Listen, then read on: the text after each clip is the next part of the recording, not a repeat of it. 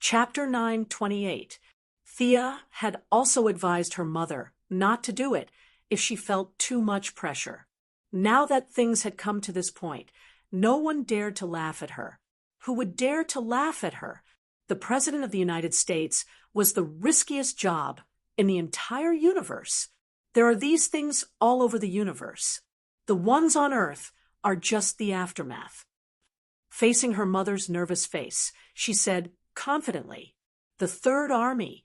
If she remembered correctly, this should be the name of these blue monsters. They were a new product created by the Blue Guardians for the sake of universal peace. The mechanical hunters were the First Army. These robots followed the preset orders and massacred the entire 666 sectors, making the Guardians think that machines were unreliable. The Green Lantern Corps was the Second Army. They used emotions as weapons, but in the eyes of the Guardians, the Green Lanterns succeeded and failed because of their emotions. They were too free and unrestrained, and they repeatedly treated their orders as waste paper. Hal Jordan was a living example, the army of assimilators that had vitality, but no thoughts served the Guardians completely. This was the so-called Third Army. The Third Army sounded arrogant, but in fact, it was just to pave the way for First Lantern's appearance. In the original timeline, Black Death Emperor killed First Lantern instantly. Now, only Thea could fight. Fortunately, the battle was in space, and Earth would not be affected. "Don't panic, it's not a big problem." That was what she told her mother. The Righteous Alliance could completely solve this small problem on Earth. If the people asked, they could just say that it was a mutant causing trouble. On the surface, her mother had many agents from the Heavens Eye Society protecting her. In the dark, she also had Death Knell and Poison Ivy. Thea also asked Guangdong to send 2 shadow assassins to help. With such a strong defense, there was really no need to worry too much. Thea teleported to the Righteous Alliance and found that they were not idle either. Batman had captured an assimilator and was dissecting it for research. The brain has become a new substance. It has no heart. There are signs of activity in the eyeballs, but the brain has almost no thoughts, so it's impossible to determine if it has thoughts. When Thea entered, Batman had just finished dissecting it. Even though Superman said that he could see through it, he still did it according to his own method. "I've contacted several forces in the universe. This disaster has little to do with Earth. It's basically a problem in the universe." Batman calmly asked, "What else?" Thea was surprised. "What else?" "This is the Green Lantern Corps' problem. It has nothing to do with Earth, so don't worry. But I've calculated that if this thing is allowed to wreak havoc, in 3 months, all life in the universe will be wiped out. So I'll leave Earth to you, and I'll settle this matter in 2 days." After Thea finished speaking, she left Earth and returned to Odium, the main planet of Blue Lantern. The battle situation here was much more intense than on Earth. The Third Army was attacking ferociously. The Yellow Lanterns, Blue Lanterns, and Green Lanterns were defending together. As time passed, the offensive and defensive positions had long shifted. The enemies were endless, and their own forces were beginning to deplete. Defeat was only a matter of time. As she landed, a silent black ripple swept out. The Third Legion was like a group of toys. Under the power of the goddess of death, they were like countless ants. There were enough of them, but unfortunately, they were useless. With just a slight raise of his hand, these soulless, almost mindless dummies fell to the ground in droves. "Where's Ganser?" she asked the Saint after looking around, but not finding her target. The Saint brought her a piece of bad news. Lord Gantha and Lord Zed have both returned to the main planet of Ura. They were running around again. These little blue people were really troublesome. Thea had no choice but to go to Ura again. In the end, she found that not only Ganser, but even the little blue people from before had disappeared. The Green Lantern Corps was being attacked by the Third Army. She helped them repel a wave of attacks and instructed them to retreat to the main planet of Blue Lantern. As for whether they listened to her or not, she said it was up to her. Where did these Guardians run off to? Standing alone in space, Thea scratched her head. Anka's amulet allowed her to teleport anywhere, but the problem was that she didn't know where to go. Who knew where these guys were hiding and doing bad things? Without specific coordinates, no matter how powerful her teleportation technique was, she wouldn't be able to get there. Fortunately, she had learned a lot from Batman, so she had a lot of backup plans. Guardian Haruba was under her control. This little blue person had information about the seal of the First Lantern in his memory. She only needed to teleport according to the coordinates. However, she didn't know if the coordinates were wrong or if she had read fake information. She wandered around the empty void for a long time. Forget about the seal, there wasn't even a stone. Did this guy hide fake information in his head? She didn't know whether to laugh or cry at this answer. She could only teleport to the main planet of Sharp and start reading the memories again. She was now a big shot. Her reading speed and ability were several times more profound. Soon, she found the problem. There were problems with the Guardian's memories, and there were many contradictions. However, this guy had lived for hundreds of millions of years and had experienced too many things. Sometimes, if she didn't look carefully, she wouldn't be able to see the problem. There was nothing else to say. She could only continue reading the memories. She was very unhappy. She told Batman that she would solve it in 2 days. In the end, this group of Guardians found a place to hide. She couldn't hit the enemy even with her earth-shattering divine power. Needless to say, she was very depressed. No matter how unhappy she was, she had to take it step by step. She started reading the memories without stopping. At the same time, whether it was Earth or the main planet of Blue Lantern, a few battles happened. The Green Lantern ring was already a thing of the past to Thea. She couldn't even be bothered to pick it up if it was thrown on the ground. However, for some people, it could change their fate. It was a sharp weapon that could reach the pinnacle of life. Simon Baz, the Arab American, was treated differently countless times because of his appearance. When he was driving, he was pulled out by the police to be interrogated and searched. In the departure hall, he was taken away by a group of fully armed people for questioning. When he took public transportation, he was looked down upon for no reason. In short, as an Arab American, he had lived in a highly oppressive environment since he was young. Although later, aliens invaded repeatedly, resurrected the dead, and descended on Earth, causing countless disasters. In comparison, the 2 buildings that his Arab American fellow crashed into were not a big deal. However, this didn't change his situation at all. Aliens came and went, and the dead continued to return to their coffins. He was different. He needed a job, a salary, and food. This guy was very unlucky. He casually stole a car, and after 2 minutes of fun, he was chased by dozens of police cars and several helicopters. During the chase, he learned that the trunk of his car was full of bombs. Just as the Third Army was wreaking havoc in the universe, the Pentagon was on the highest level of alert, and it quickly attracted the attention of all parties: the local garrison, the National Guard, the CIA, the FBI, the Heaven's Eye Society, the Alien Administrative Committee, and many other agents all came out to capture this unlucky guy. Chapter 9:29.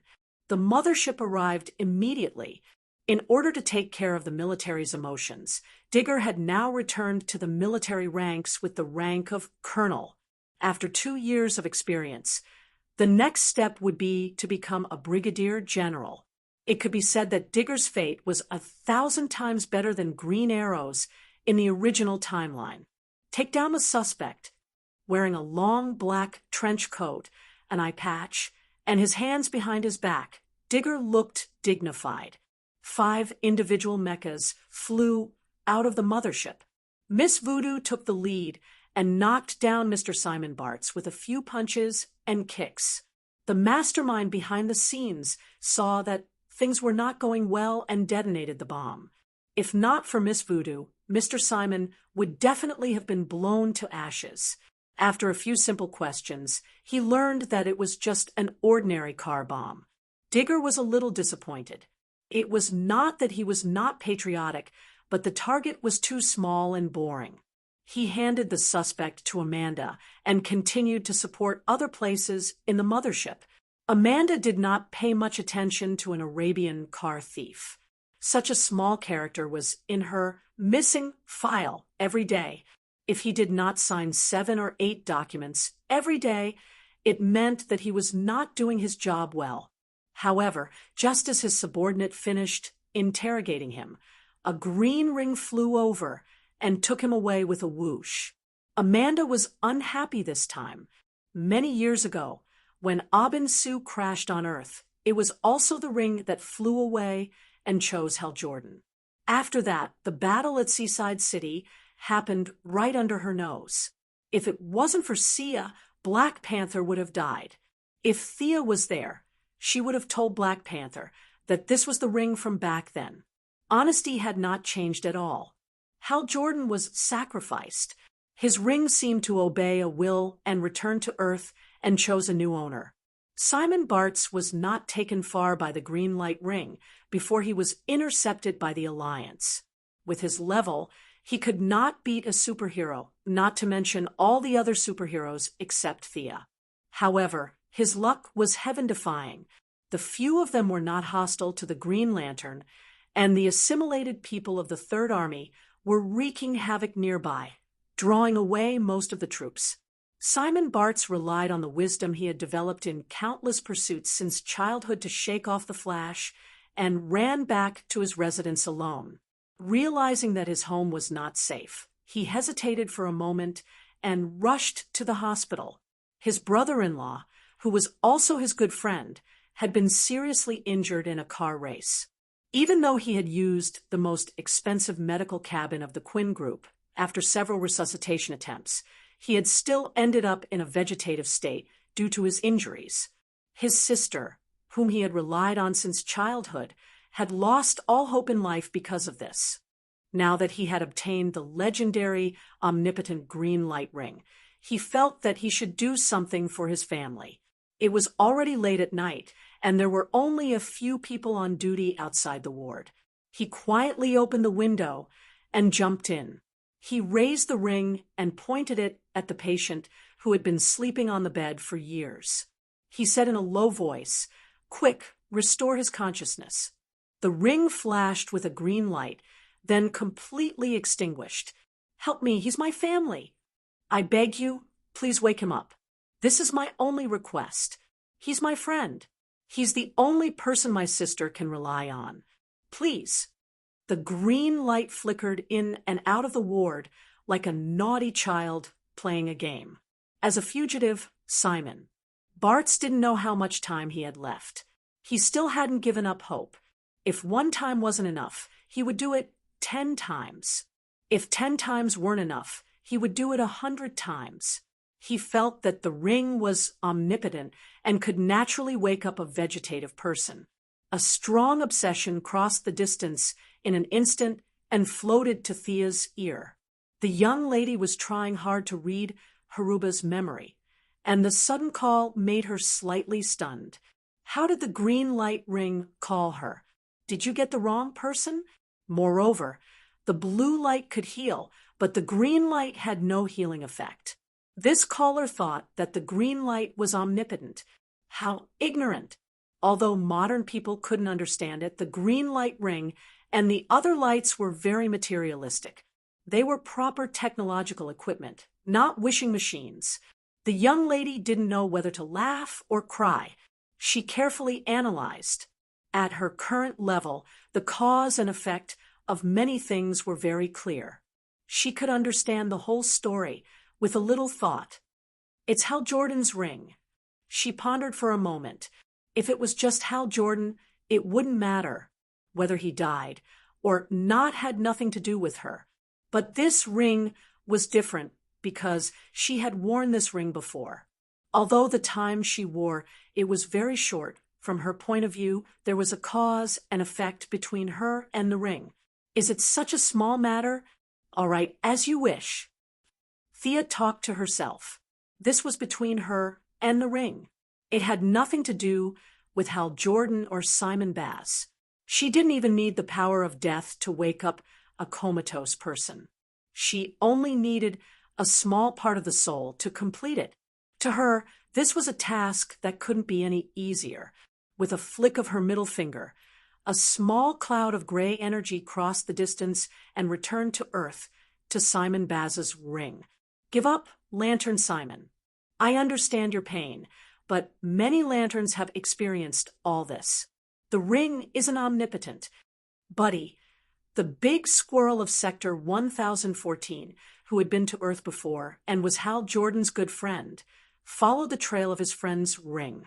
Unfortunately, he saw that the ring had a new owner.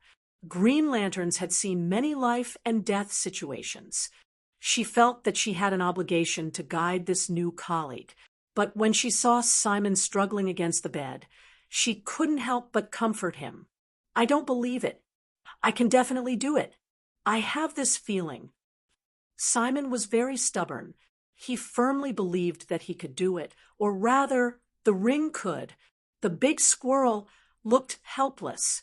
Maybe the blue light can, but our green light doesn't have this function. She couldn't figure out where Simon's confidence came from. She was still trying to help. With a big furry tail and a chubby body, Buddy was one of the few Green Lanterns that Thea liked. She naturally knew about the blue light and also knew about Thea, who seemed to be very mysterious and powerful. However, she had more feelings for the Green Lanterns, so she rejected the blue light's invitation. At this time, she was wondering if she should go back and ask the saint to help save the man on the bed, unaware of the big squirrel's kindness. After Simon had called out for the umpteenth time, the ring finally changed. Rays of green light flew out of the ring. They were like a group of returning swallows, shuttling back and forth, relying on each other. They flew into the patient's body and disappeared without a trace. What does this mean? The big squirrel was puzzled. As an experienced Green Lantern, although she was still a distance away from the title of the greatest Green Lantern, she had seen Hal Jordan, Sinisto, and even the artist Kyle Rayner, who was known as the Lantern. In terms of experience, she was not inferior to any Lantern. However, she had never seen what Simon had just done. The Green Lantern ring had such a function? Her answer was no, but now it was uncertain. Chapter 9:30. Big Squirrel Buddy waited patiently for half a minute until the green light completely dissipated, but the patient was still in a deep sleep. His breathing and expression were the same as before. Blinking a pair of big, watery eyes, Green Lantern Squirrel lowered his head and pondered over what to say. She was afraid of provoking this new colleague, so she wanted to be tactful. Green Lantern was not omnipotent. It was just a tool, not a statue. Big Squirrel was about to ask Simon to give up on this unrealistic idea, but when the words reached his mouth, he forcefully swallowed them back. Because the patient had woken up, the effect was immediate. Buddy could guarantee to the squirrel god that the patient had been in a vegetative state a second ago, but in just a second, he had completely woken up. Other than being a little weak, Big Squirrel guessed that it was probably due to hunger. There were no cognitive and behavioral problems. Oh my God, you're really a miracle worker, Simon. The title of miracle developer had accompanied Simon Bartz for his entire life, and his legendary life had begun when he met a big squirrel.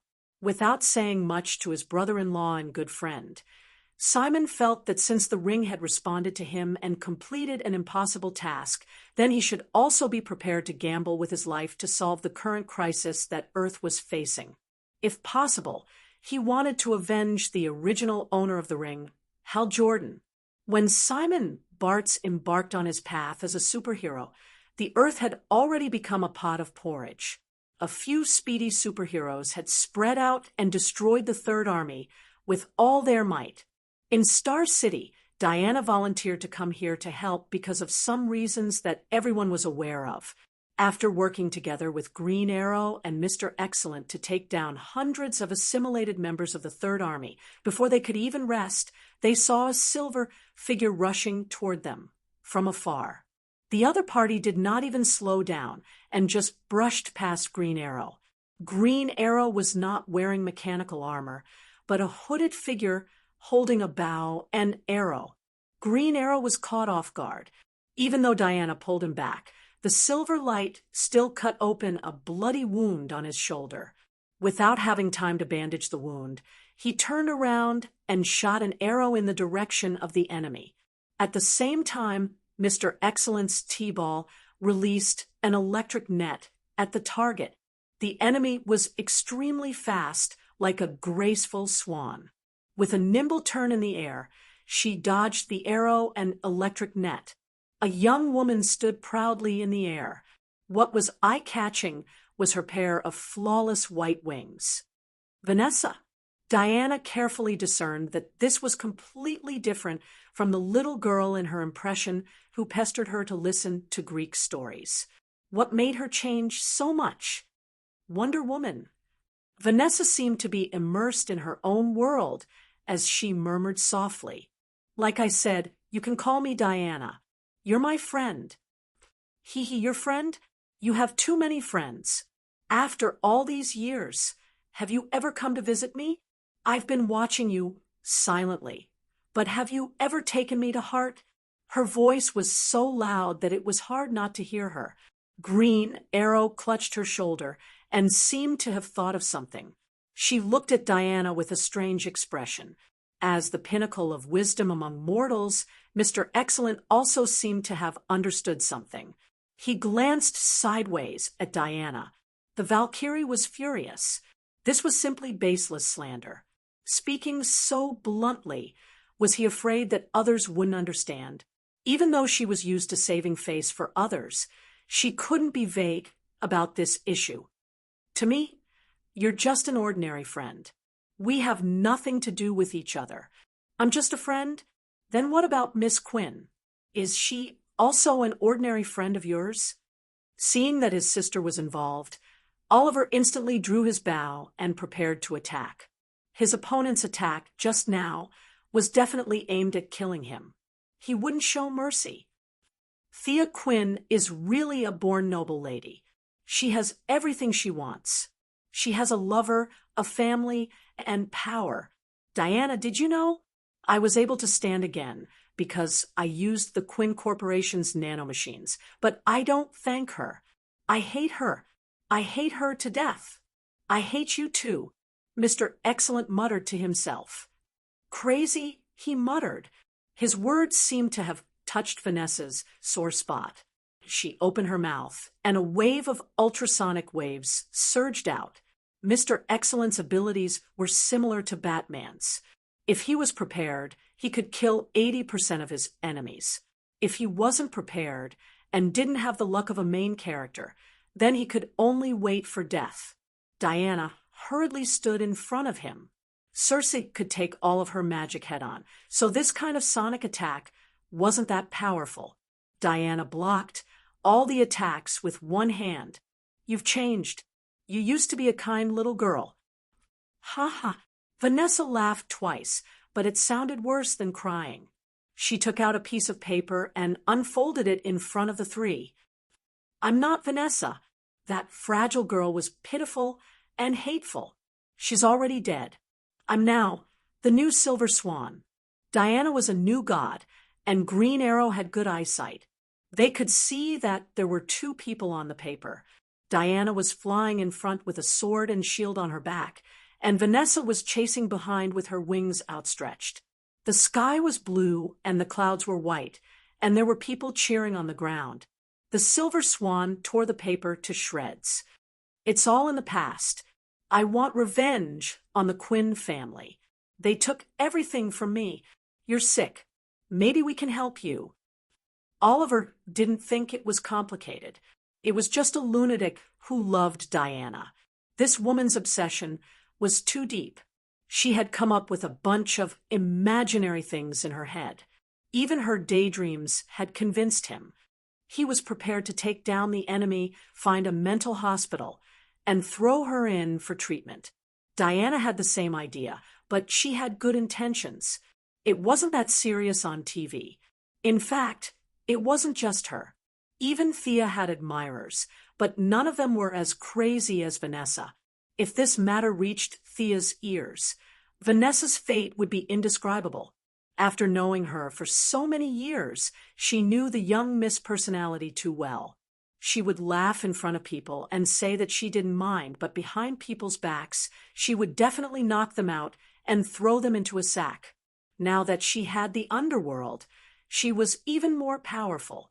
Vanessa, you need help. Let me help you like back then. Diana said sincerely. A hint of struggle flashed in the Silver Swan's eyes. Unfortunately, the struggle quickly faded and was replaced by Scarlet.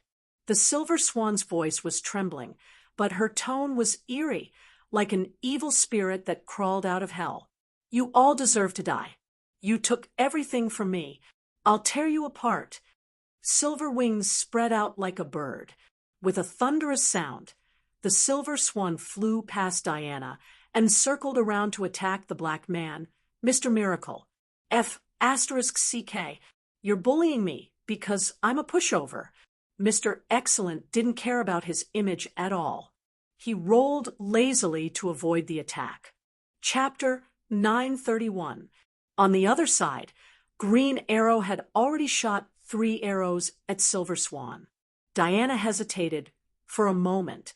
She could fight enemies without hesitation, but against a normal person, even a friend, she could not do it. Fortunately, her combat power was high now, and her attributes were superior in all aspects. With a casual glance, she found several flaws in Silver Swan. Her opponent was just a ballet enthusiast, and Green Arrow's archery was undeniably the best in the world. She dodged the arrows awkwardly, mostly relying on her high speed to dodge. Diana took 2 quick steps forward, and under Silver Swan's horrified eyes, she grabbed Silver Swan's ankle and dragged her down from the sky like a dead dog. Hold her down, I'll check. There seems to be a problem with the implanted device in her spine. Mr. Excellent looked more like a researcher than a superhero. His T-sphere contained almost all the common functions of modern technology. He quickly opened the operation interface, aimed at Silver Swan, and began scanning. I suggest you let her go. A short, middle-aged man wearing glasses walked out from the shadow of the building. The middle-aged man's hairline was a little high, but his aura was not weak at all. His head was held high, and he looked at them with a slightly scrutinizing gaze. Stop, stranger. Green Arrow drew her bow again, and spoke first. Diana did not steal the limelight from him due to various considerations. The middle-aged man ignored the arrows and raised his hands calmly, indicating that he was unarmed. I'm just a normal person. I don't have the ability to fly in the sky like you. Although he said it casually, the hostility toward superheroes in his tone was very obvious. Let go of Silver Swan, unless you want to see Star City turn into a sea of fire. By the way, the remote control is with my companion. If I don't return in a minute. The middle-aged man's tone was relaxed, but his eyes were cold. Oliver looked at Diana. He hoped that the Valkyrie had some supernatural ability to defeat this middle-aged man, and then subdue the companion he spoke of. He's just a normal person. He has no abilities, no magic, and no technological equipment. Diana first observed the middle-aged man. At her level, there were many things that could not be hidden. But I can't see if there are any enemies around me. There are many things that Thea can do that I can't. Diana was a little depressed at the mention of this. She was a very pure warrior, and she had only started learning magic recently. He was good at lifting buildings and towing ships, but it was difficult to find an enemy in a residential area with complicated terrain.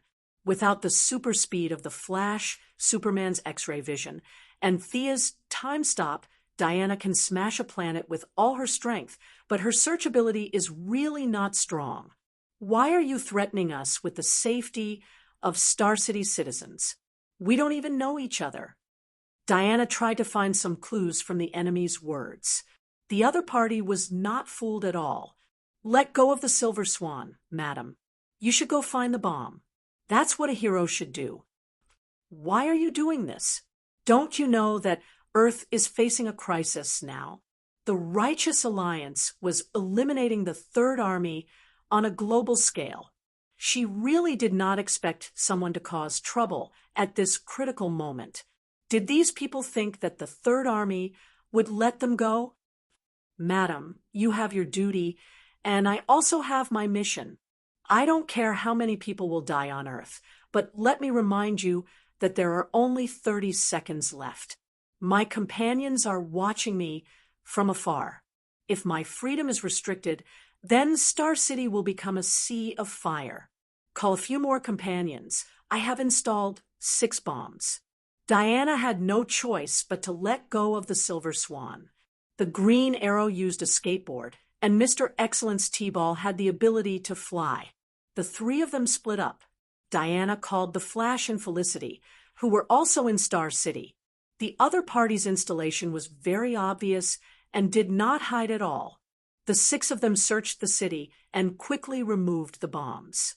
When the dust settled, the middle-aged man and the Silver Swan were long gone. The identity of the Silver Swan was not difficult to find, but the identity of the middle-aged man was a question that lingered in their minds. Felicity quickly used the Quinn Corporation's database to search. Whether it was the medical cabin or the cooperation with many government and military departments, the Quinn Corporation's database was the richest in the world. In the beginning, when faced with the attacks of hackers from all over the world, the hundreds of network experts that Felicity had gathered could not withstand it at all. Later, Thea had to open up some artificial intelligence access to the corporation's network department to resolve the crisis. The huge satellite and database data were compared. The middle-aged man did not jump out of a crack in a rock. His identity was quickly found out. Caden James, a very famous hacker. I once imitated, I should say I used a small program that he wrote. Felicity was still joking. She was not familiar with the Green Arrow in this time and space, but she still knew her. Even though she had been on land for many years, she was still exuberant when it came to her old job as a hacker. Why is she looking for trouble with us? Diana also knew Felicity and knew that she was Thea's good friend. This question stumped everyone. The Flash, the Atom Man, Felicity, and Mr. Excellent, who came to help, split up to investigate. Caden James was recently arrested by the Heavens Eye Society for the crime of endangering national security. Felicity had more contact with the military and the government, so she was the first to find a clue. 10 days ago, a sum of $30 million was transferred to his account. The Atom Man, who had a close relationship with many banks, followed closely behind and found clues. 13 days ago, he was rescued from the Heavens Eye Society by a person single-handedly. The Flash also found something. He enlarged the image on the screen. A tall man wearing purple soft armor and a white cloak held 2 samurai swords in his hands as he moved about freely. The Heavenly Eye Association's trained agents didn't have the ability to fight back at all as they were slaughtered like chickens. Following that, the purple-robed man took Caden James and left. This guy should have been nearby just now. He's Caden's partner, right? His martial arts are so strong. It's hard to believe that he's an ordinary person. The 2 big shots, Diana and Oliver, were not good with electronic devices. They could only watch from the side. To be able to beat Nightwing without using a bow and arrow, Oliver was more than qualified to call himself a martial artist. Even though his learning process had been honed by being beaten up and had characteristics that could not be replicated, his insight was commendable. According to Thea's joke, her brother had a pair of civilian version of the Sharingan and was born with great dynamic vision. At first, he was weak and had no one to teach him. He basically relied on these eyes to learn his martial arts while he was being beaten. Chapter 932. Although Oliver and Diana were much weaker than each other in terms of combat ability, unlike Thea, who had become a martial artist despite not liking martial arts, Diana liked to fight and kill. Now, she could tell that the ordinary person on the screen was extraordinary after just a few moves. His movements were not fast, but they were deadly and efficient. He did not waste a single bit of energy. This person had already used the ingenuity of his moves to the extreme. She had long heard that Guangdong was the #1 assassin in the New Gods and was skilled in hundreds of millions of combat skills. Later, before going to the Batcave, she casually heard that he had been recruited by Thea. She did not hesitate to call him over for a spar. The result was awkward. He suppressed his strength and competed purely in martial arts. Diana was no match for him, even when Guangdong went easy on her. The Greek combat skills she was so proud of were easily broken by him. Now that she saw this incomparably powerful earthling, she secretly compared him to Guangdong. Unfortunately, she could not determine whose martial arts were better. Prometheus.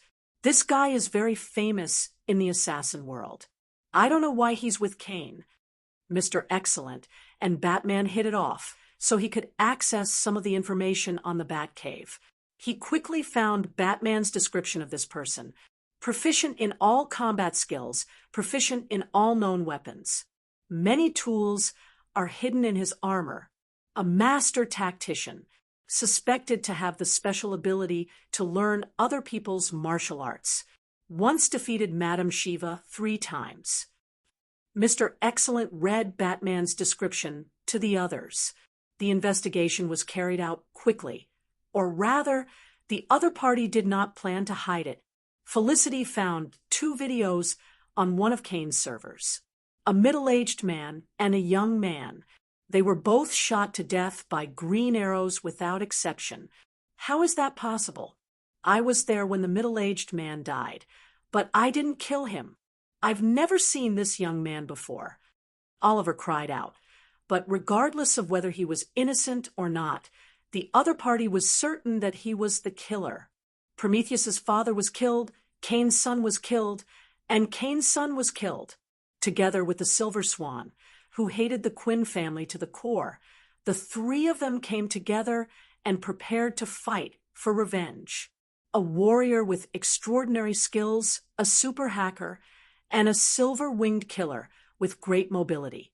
The combination of the 3 was quite strong. The other party had revealed a lot of clues. If they continued to investigate, they would definitely gain something.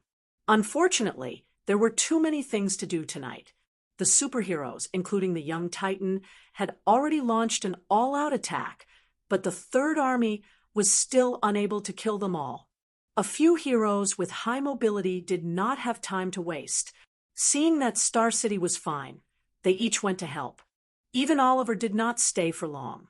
He also walked onto the streets and wiped out the army of assimilators that were beginning to swell. At the periphery of the multiverse, there was a world of black and white. This was the underworld. The ordinary people who were transformed by the Third Army had already died at that moment. Their bodies continued to act in a certain way, but their souls had already entered hell. Before a large number of souls entered, there were 2 unlucky souls who arrived first. What is this place? Even as a soul, Hal Jordan was still nonchalant. Walking beside him was naturally his good friend, Sinisto. The former leader of the Yellow Lanterns had a look of displeasure on his face as he snapped, "How would I know?" To be honest, Even if he was not afraid of anything, he was still a little scared at this moment. There were strange rocks all around them, and there were cries coming from the distance in the wind. All of this was telling them that this was not a good place. The two of them were not fools either. Their memories were very clear. They were already dead. Could this be the world after death? What is it like after death in your Earth's myths?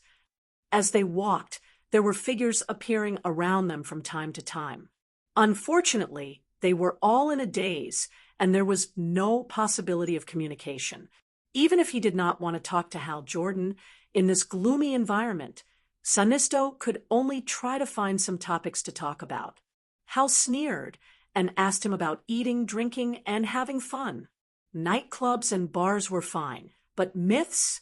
Please, let's talk about something else. How would I know? Those are all lies to the ancients. How would an alien like you care about Earth's culture? Hal looked at him as if he was a retard. Sanisto almost punched him. He softly spat out a word. Retard! What did you say? I said you're an idiot. Sanisto did not wait for Hal to retort and continued. How can you turn a blind eye to so many strange things on Earth? Isn't it strange that a small Earth has 4 Green Lanterns? Black Death Emperor's target is Earth, and that lady's target is also Earth. Didn't you see that? Although Hal was a little rash, he was not a fool. Instead, he had the temperament of a leader. He did not lack in ability, wisdom, and decisiveness. It was just that he was used to it and did not think in that direction. Looking at the surroundings, he said, "What does this have to do with our current situation? We are already dead. Thea will most likely use the White Lanterns to revive me. You will most likely revive you too. Why don't we wait here?" To be honest, there were no bodies or Green Lantern rings here. Looking at the figures that appeared from time to time and unconsciously gathered into a huge group and walked forward in a certain pattern without saying a word, it was a very scary thing. Sanisto's principle was to not ask for help, especially when he was still thinking about taking back the Yellow Lantern Corps from Thea. He did not want to owe her a favor. At that moment, he was in a dilemma. Should he flatly refuse her resurrection, or should he accept it with lowered eyebrows? This question troubled him. Get down. Sanisto was a little stunned. Hal hurriedly pushed him down and pointed to the sky. A bone monster flew across the gray sky. It patrolled the area as if it was looking for something. After circling at a low altitude for 2 rounds and finding nothing, it flew into the distance. What kind of monster is that? Sanisto was an alien. He did not recognize the thing that flew by just now. He could only vaguely feel that it was very powerful. If he had a body and a Green Lantern ring, he would at most be able to tie with it. Having played many games, Hal was quite knowledgeable. He looked at Hal as if he was looking at a country bumpkin and said, "That's a bone dragon. It's what a dragon looks like after it dies." Before he finished, he realized the problem. The bone dragon was obviously a derivative of Earth's culture. It was understandable that he came here after death. But what about Sanisto? His Kaluga was tens of thousands of light years away from Earth. The two of them continued forward in confusion. Not long after, they finally met someone they knew, or rather, someone they knew. A certain Green Lantern had joined their team. Everyone was dead, and there was no fight between the Green and Yellow Lanterns. Since they were in an unfamiliar environment, they naturally had to go together. Hal's doubts grew. This Green Lantern was even further away from Earth. Could it be that the area they were in was the common home of all the dead in the universe? Chapter 9:33. Time lost its meaning here. They didn't know how long they had been walking, but the group slowly expanded. A new Yellow Lantern, a Green Lantern, and a Blue Lantern had joined. They had all died after Hal and Sanisto. From their narration, Hal also learned about the Third Army and realized that it wasn't a coincidence that Black Hand had attacked him and Sanisto. Unfortunately, he was already dead. Other than cursing at the guardians, he couldn't do anything else. Not all lanterns could maintain their sanity and blend in with the group of souls. They followed the group and walked along the dirt road. As for what awaited them ahead, no one knew. It was their first time here. The sound of horse hooves rang out beside them. Even though he told himself to keep a low profile, Hal couldn't help but look up. The eyes of the knight on the horse glowed. They looked at each other and realized that the other party was still conscious. The knight was stunned at first, but then he suddenly thought of something. He raised his left hand gently, and the group that had been moving forward since ancient times stopped in unison. The knight lowered his hand as if he had done something insignificant. He took out a piece of parchment from behind him and looked at Hal's face carefully. "Is this you?" The appearance of a skull was similar to that of a living person. In fact, it was the same the other way around. The knight wasn't very sure and could only ask Hal for confirmation. It was a piece of yellowed parchment that looked like a wanted poster. Hal's face was on the paper, and there was a number at the bottom that looked like a bounty. This thing was very similar to an anime that Hal had seen on Earth about pirates. The big pirates in the anime were all wanted posters like this. The undead knight's eyes didn't have any ruthlessness or ferocity. It was as casual as meeting a neighbor at the stairs and chatting casually. Sinisto was extremely cautious, his eyes as sharp as knives, as if he wanted to find a flaw in the undead knight's words or actions. Hal was lying when he said that he wasn't afraid, but this person was naturally bold. Even the Black Death Kingdom dared to rush forward. There really wasn't the word fear in his dictionary. He looked at the wanted poster. It was a black and white picture of himself. Unless he had a twin brother, the other party was definitely looking for him. "I am. Why are you looking for me?" He wanted to raise his voice to appear more heroic, but unfortunately, he was in his soul state. His loud voice hadn't been brought over from his body. The knight was overjoyed. His terrifying skull shook with excitement, and his lower jaw opened and closed, indicating that he was very happy. Just as Hal was wondering if this guy would turn hostile in a few seconds, the undead knight took out another wanted poster. "Do you know this guy?" Hal took a look and was overjoyed. Wasn't this Sinisto?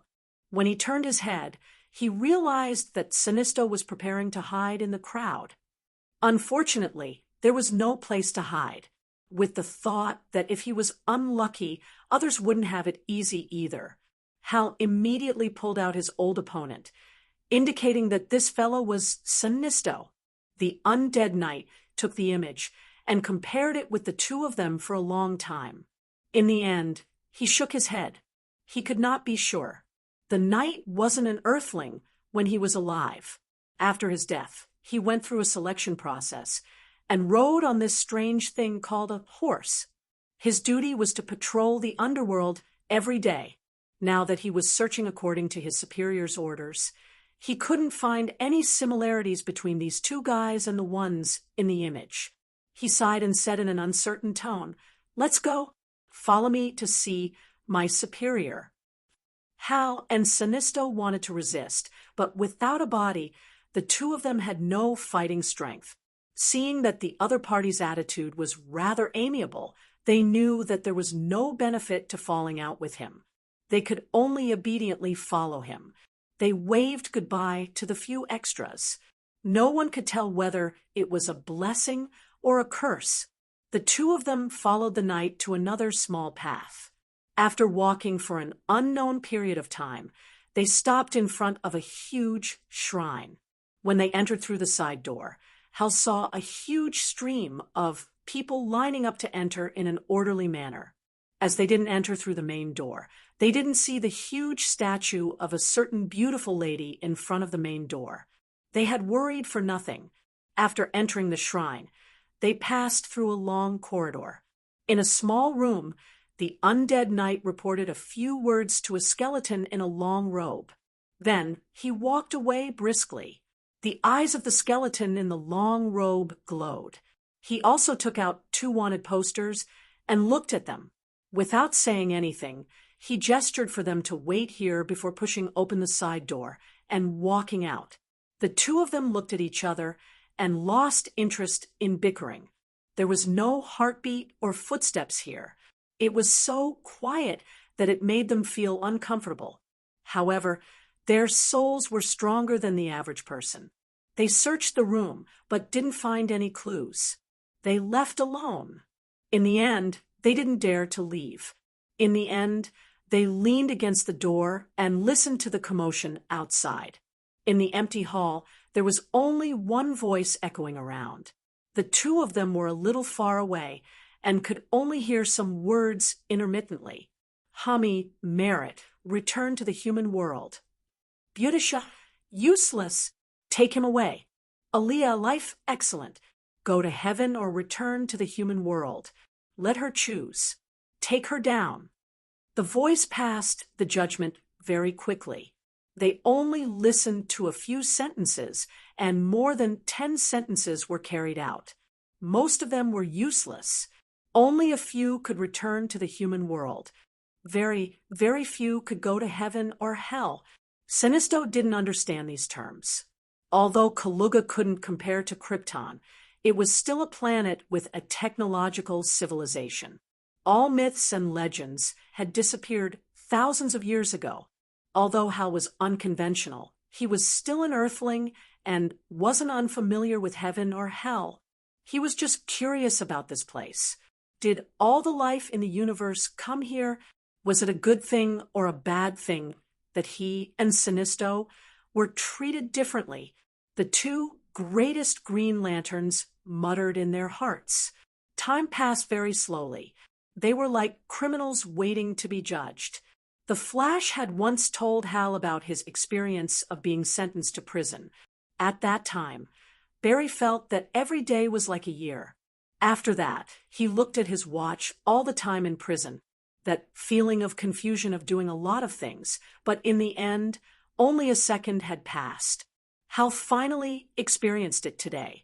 He once mocked the Flash because of his super speed. Now, looking at himself, he wasn't much stronger. He could only sit and wait. Calm down, Hal. It shouldn't be a bad thing. Sinisto looked at him, scratching his ears and cheeks like a monkey.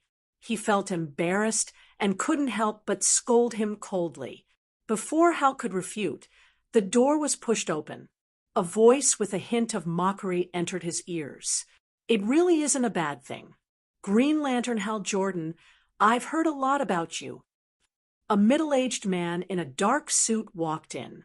Even though he had never seen him before, Hal recognized him just by looking at his half-destroyed face. Two-Face, why are you here? Chapter 934. Hal looked left and right. Was he not dead? This was somewhere in Gotham. Everything before was fake. Was it the Scarecrow's fear gas or Black Mask's mind control that caused him to hallucinate? You're in luck. I only have 1 minute, but you'd better remember everything I say. Take this, go out, turn left, and walk through a corridor.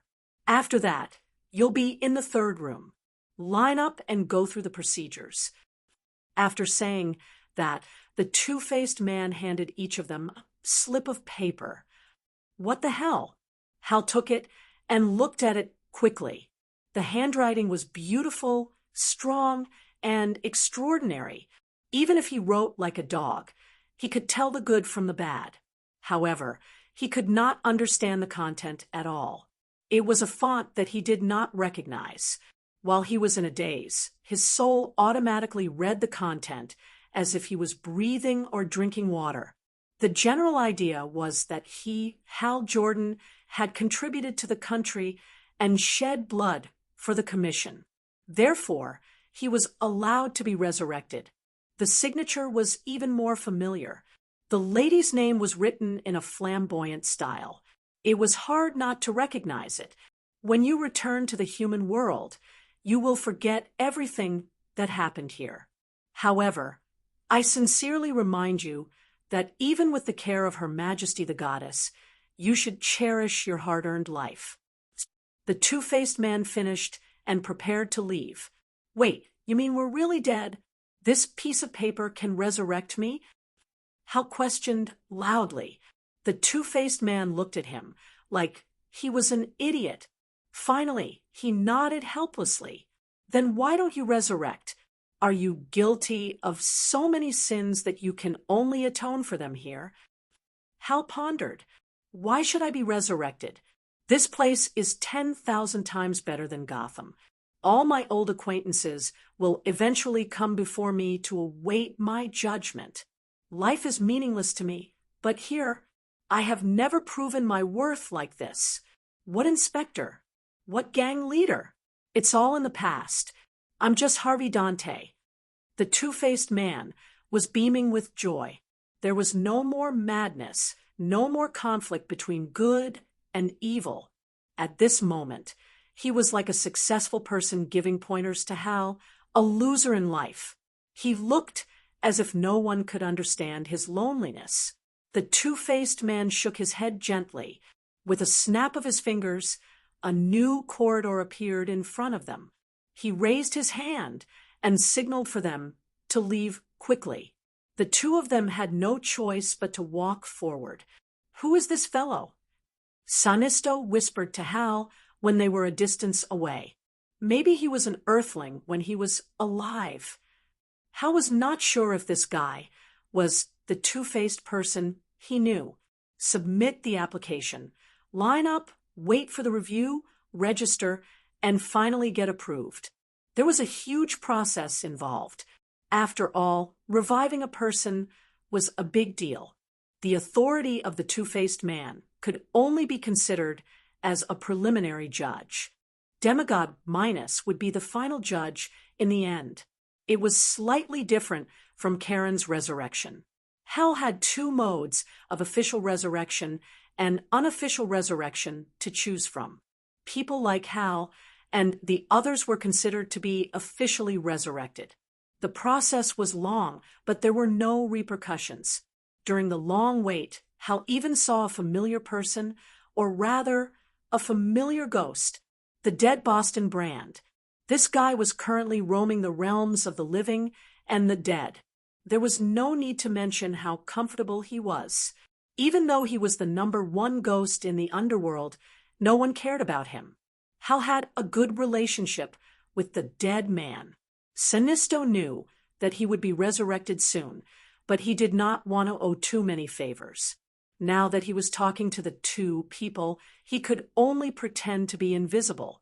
The dead man did not talk too much about the young lady. With Hal, he only talked about the things on the surface.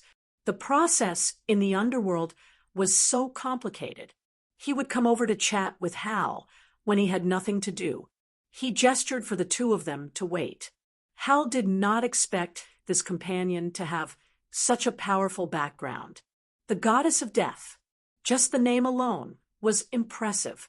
Sinisto was left with no choice. Thea was so powerful. Could he still snatch the Yellow Lantern Corps back? Even if he could, he would not dare to do so. The Corrigans were not long-lived. He would still end up in her hands. Even if he succeeded in seizing power, the consequences would be too severe. The two greatest Green Lanterns were killing time in the underworld. They silently criticized the underworld for its low efficiency while eagerly waiting for their own resurrection. At this moment, the physical world was already in chaos. The Guardians absorbed the power of the First Lantern and used their own cells to create assimilated people. Then they all disappeared. Before they left, they even kidnapped Ganthercide, who came to question them. Thea killed a batch of assimilated people who attacked the main planet of Ura. However, they could not stop the assimilation speed of these things. In less than an hour, a larger wave of attacks came. The Night of Darkness destroyed the outer defense of the planet. A few Guardians with sores on their heads and pus on their feet did not repair it for half a year. The Third Army that came like a tide caught the Green Lanterns off guard. Several important facilities were lost one after another. If not for Thea's timely arrival, they would have been destroyed. Now that they were facing a larger attack, they could only choose to retreat. Retreat to the main planet of the Blue Lantern Corps. Retreat quickly. Let the new medics go first. The reserves are an important supplement to the Green Lanterns. John, protect them. Kyle Rayner's limelight was stolen by the young lady in this time and space. However, his light was still as bright as the stars. That was to say, the Guardians had run away. Otherwise, he would have been the greatest Green Lantern. Guy Gardner and John Stewart, two of his fellow countrymen, although they entered the profession earlier than him, their achievements were not as good as his. The Green Lantern ring that Gana had forged for him, coupled with Kyle's abundant emotions, the combination of the two would allow him to fight against countless enemies by himself. The Green Lanterns were quite experienced in evacuating the main planet of Ura. After all, it was less than half a year after the Night of Darkness. They methodically covered the recruits and slowly retreated to Ura. Along the way, the Blue Lanterns, Yellow Lanterns, and Green Lanterns continued to provide support. In the end, Mogo, a self-conscious baby-tooth planet, directly joined the battle. With the help of the Blue Lantern, a blue light with a diameter of hundreds of kilometers swept across the sky. Hundreds of millions of pursuers of the Third Army were wiped out. Kyle, please come with me. Her Majesty, the Goddess, is looking for you. The Saint's face was full of sincerity as he pulled Kyle Rayner to the temple. Kyle Rayner almost stumbled. He and the Saint had a very good personal relationship. Both of them were very emotional people. As Kyle's official girlfriend, Solanik, the daughter of Sinisto, even suspected that there was more than friendship between them. Slow down, Saint. I just finished a big battle. The Goddess has been waiting for you for a while. Please believe me, it's really urgent. Kyle was even more embarrassed when the Goddess was mentioned. He had the same thought as Batman. Was Thea a goddess or a human? She was a goddess, but she stayed on Earth every day. She went shopping from time to time and made headlines. Although she was a human, the Saint worshipped her to the point of prostrating himself before her. He would often pay his respects to her. Chapter 9:35. It was difficult for Kyle to determine whether the relationship between the two was that of colleagues, superior and subordinate, or the relationship between a god and a believer like the Saint. However, the situation was critical now, and he could only bite the bullet and pay his respects. Along the way, the Saint was still talking about Thea's miracles. As someone born in a free and democratic country, Kyle Rayner's heartfelt admiration for his good friend was not a matter of joy or anger. It was a personal choice. Everyone had their own way of living, and he had no right to interfere. However, he would not kneel to a living person. Distance creates beauty and faith. When one was too close, one would naturally lack respect. Now, even if Thea rebooted the entire universe, he would not bow his head to her. This had nothing to do with personal feelings. It was completely the nature of modern people. Hi. Kyle looked at Sia, who was in front of him. She was wearing a checkered shirt and jeans. She looked no different from the way she was dressed on Earth, compared to the Saint beside him, who was directly bowing to him. He could only greet her without any awkwardness. Fortunately, Thea did not dwell too much on etiquette. Her main body was still on the main planet, but she had only cast a projection for the sake of setting up the situation. Thank you, Saint, for allowing me to speak with Kyle alone. The Saint didn't say anything and walked out in a very pious manner. Don't be nervous. I have many things to say today. Mr. Rayner, please take a seat. Thea gestured for Kyle to relax. She had done a lot of mental preparation for today's conversation. It was not for the current situation, but for a deeper purpose. We don't know much, but we both come from Earth. I protect Earth and the universe. Everything is fair. In order to obtain more power, I can only go to a higher position." She made a very sacred opening statement. Kyle nodded to show his approval. Compared to Thea, he was a new superhero who couldn't be more new. The universe is vast. Even the Green Lantern can't defend against it. There are many other universes as well. I can't guard this void forever. The stronger I am, the greater the area I can protect. The cloudy mountain mist shield sprayed out again, and Kyle could only nod his head. This universe needs a new guardian. The future will be very dangerous. It will endanger the people around you and the entire universe. Are you willing to do this and take on this responsibility? Kyle Rayner? Her expression was so serious and holy that even an atheist like Kyle felt a shock to his soul. Perhaps she really was a deity? Was the disguise just to experience life? "Your Majesty Goddess." The way he addressed her was a little bitter, but he was familiar with it. "What can I do?" "As long as I can do it, I'm willing to protect this universe. However, I don't have much power." Thea had also considered leaving Kyle Rayner to fend for himself. The two of them had no relationship at all. All the talk about doing it for the peace of the universe was nonsense. She herself did not believe it. The universe was like a tide, rising and falling. It would never be peaceful. But if Kyle Rayner couldn't get the white lamp, he couldn't enter the wall of origin. At Thea's level, she could feel the lack of emotional spectrum getting more and more serious. To be honest, this universe was on the verge of collapse. If she didn't enter the wall of origin to make up for it, the result would be a universe-level Big Bang. Just the white lamp wasn't enough.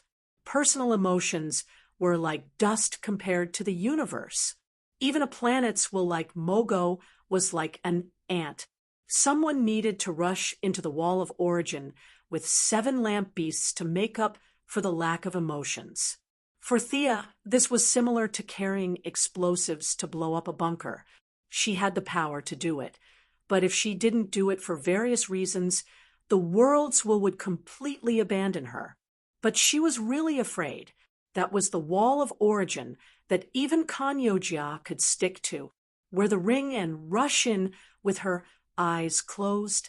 Thea only hesitated for 2 seconds and knew she couldn't do it. There were too many uncertainties. Whether she could go in, whether she could come out, whether she could come out in person, these were all very serious questions. Or if an ordinary person could go in with a white lamp, but a new god couldn't. Was there such a possibility? She didn't dare say no. There was no instruction document on the wall of origin. Who knew if a new god could enter? Once she was stuck to the wall, everything would be over. She didn't have the courage to risk her life, so she felt that she had to throw this responsibility to Kyle Rayner, leaning on a staff, hunched over, holding a large basin, boiling a bowl of steaming green soup, and then nervously saying, "Drink, so-and-so, this is your destiny." This scene was unjust at first glance. Fortunately, she knew the Heavenly Father, imitating the Heavenly Father's grandeur. A bunch of nonsense really fooled Kyle. Unknowingly, Thea had transitioned from the role of an adventurer to the role of an old grandfather. Kyle Rayner was a very important chess piece in the future, saving the universe, injecting the emotional spectrum, and conveniently bringing out the life equation, then causing the Heavenly Father to snatch it. If the Heavenly Father still maintained his original heart, then naturally there was no need to mention it. Thea wouldn't push this matter. But if the Heavenly Father was attracted by the power of the life equation and did something perverse, then it could only be said that he was unlucky. Thea would stand up at the last moment to maintain the overall situation, letting Diana snatch the God of Justice position and enter the new creation star. And she would take the life equation. She had even thought of the reason. Only death could suppress life. This plan was one step after another, but the premise was that there must be a silly boy at the front to charge and break through the enemy lines. What should I do? Cal asked, puzzled. You have to become a white lamp. You have to take this responsibility from me. The spirit of existence was skipped directly. Cal didn't need to come into contact with it. In the future, Cal would walk the path of merging with the 7 light beasts. The revival function and life-sharing function would all be removed.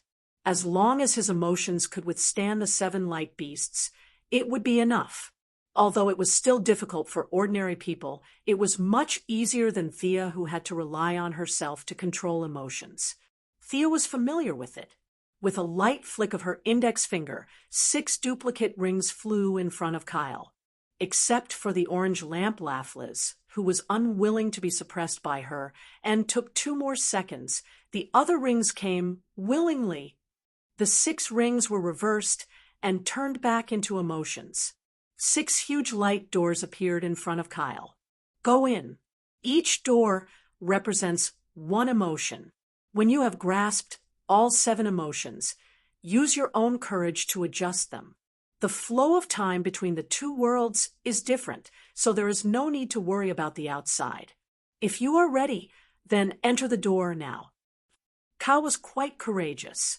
He didn't hesitate to choose the yellow lamp of fear as his first stop.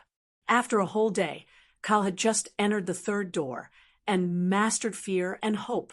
At this speed, he would definitely be absent from the next battle. Chapter 936. Kyle Rayner was born with an abundance of emotions. With Thea's help, she would teach him some tricks from time to time. She did not require him to be able to control the emotional energy freely. As long as he had a general impression of the 7 emotions, it would be convenient for him to fuse them later. However, this process was still very difficult. With each additional emotion, the difficulty of obtaining a new emotion would double. However, as an emotional artist, Kyle Rayner's potential was limitless. As long as he rested a little, he would be able to continue. Thea had left behind a projection to help him level up. This guy still needed a long time to master the 7 lights as one. He would not be able to make it in time for the Battle of the First Lantern. In fact, it would not be of much use even if he did. Her request for Kyle Rayner was to successfully fuse the 7 lantern beasts before the big event of Lights Out. Thea's main body spent more than a day before finally retrieving the correct coordinates from Guardian Haluba's memory. Her figure flickered and disappeared from the main planet. A huge sarcophagus floated in the depths of space. There were many seals densely packed on top of it, isolating time and space. It prevented energy from entering or exiting in any form. This place did not belong to any sector. Even the Green Lantern Corps, which had dominated the universe for countless years, did not mark this place. The Guardians had set up a super-large prison in the middle of the Sea of Stars. There were meteorites everywhere, and countless planetary fragments were wandering around. Even the most advanced detectors could not find this place.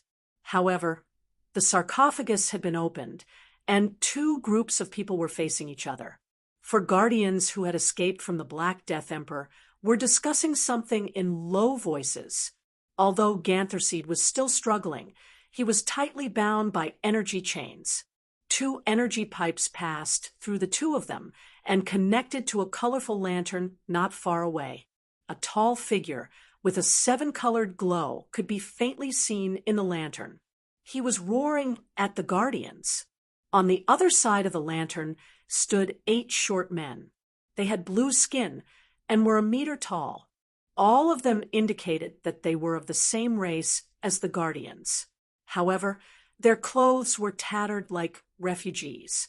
The leader of the group was an old man whose beard almost reached his feet. Are you crazy? Wasn't sealing the first lantern a joint decision? His energy is too dangerous. It's an uncontrollable factor. The big-headed Guardian, who had spoken to Thea several times, was expressionless at this time. He glanced at First Lamp, who was still trapped in the lantern, and slowly said, "Everything is for the peace of the universe. Emotions are the source of the turmoil of the universe. Because of greed and anger of life, it triggers the courage to resist. All of this is a cycle. Only by breaking this cycle and eliminating the emotions of all life can the universe usher in true peace. As the First Lantern Guardians, your duties will end today. Come and join us." "Nonsense. You are insulting our sacrifice and perseverance for hundreds of millions of years. You made us guard this prison for hundreds of millions of years, and now you are saying that everything is wrong. You don't deserve to be a guardian. You have lost your nature and power." The blue man with the long beard retorted loudly, "My brother, you're wrong. Could it be that you still haven't seen the truth? Life is equal. They have the right to decide where they go. The guardians shouldn't interfere." Gantz, who was tied up like a dumpling, also spoke from the side. The three groups of people of the same race began to quarrel fiercely. In the eyes of the Guardians and the First Lantern Guardians, they were the high and mighty masters. Ordinary people could only accept it passively. They shouldn't and couldn't raise any objections. Gantz was much more open-minded. He suggested that the Guardians should completely give up their power and move behind the scenes. Such words were scolded by both sides, thinking that he had forgotten his duty. The three groups of people blamed each other. The young mistress hid in the dark and listened for a while. She felt that the Guardians had lived for so many years in vain. They had never recognized their position and forced their minds to fill in a bunch of responsibilities. The few of them argued over and over again. In fact, whether the universe was destroyed or not had nothing to do with them. "You guys hid so well, after doing so many bad things. Aren't you afraid of going to hell?" Thea calmly walked out of the void. She first opened her eyes to look at First Lantern. The result was not bad. This guy was not strong.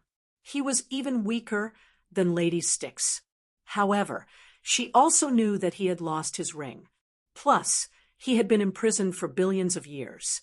Now, he was used as a battery to power the third army scattered all over the universe. It was already very good that he still had such strength after all that. "We're doing this for the peace of the universe. This shouldn't go against the New God's mission," said the big-headed guardian, whose name Thea didn't know. Purely from the perspective of death, that was indeed the case. The world of death didn't need emotions. Ridiculous. Thea looked up at the sky and laughed. Just when the Guardians thought that she was going to say something brilliant, she suddenly did a space jump. Her right hand threw out a wind blade to cut off the energy chain connecting Gantz and First Lantern. At the same time, she set up a barrier in front of her. The four little blue men hurriedly attacked, but unfortunately, the barrier did not break at all. Seeing that they couldn't break the barrier in a hurry, the two Guardians could only rely on their own energy to connect to First Lantern. "Your Majesty Goddess, what you're doing is unwise. You don't understand the danger of prisoners. If you want Gantz, then they're yours. Please leave." After being ambushed, a normal person would have been furious. However, the little blue men had no emotions. They were still the same as before. They were like a mechanical program. "I'm neither omnipotent nor omniscient. However, I know this guy. He's a transmigrator. He traveled from tens of thousands of years in the future to your era 10 billion years ago. Am I right?" Thea grabbed Gantz and calmed down a lot. She pointed at the colorful figure in the lantern and asked. The prisoner grinned and laughed silently. The four Guardians' faces were blank.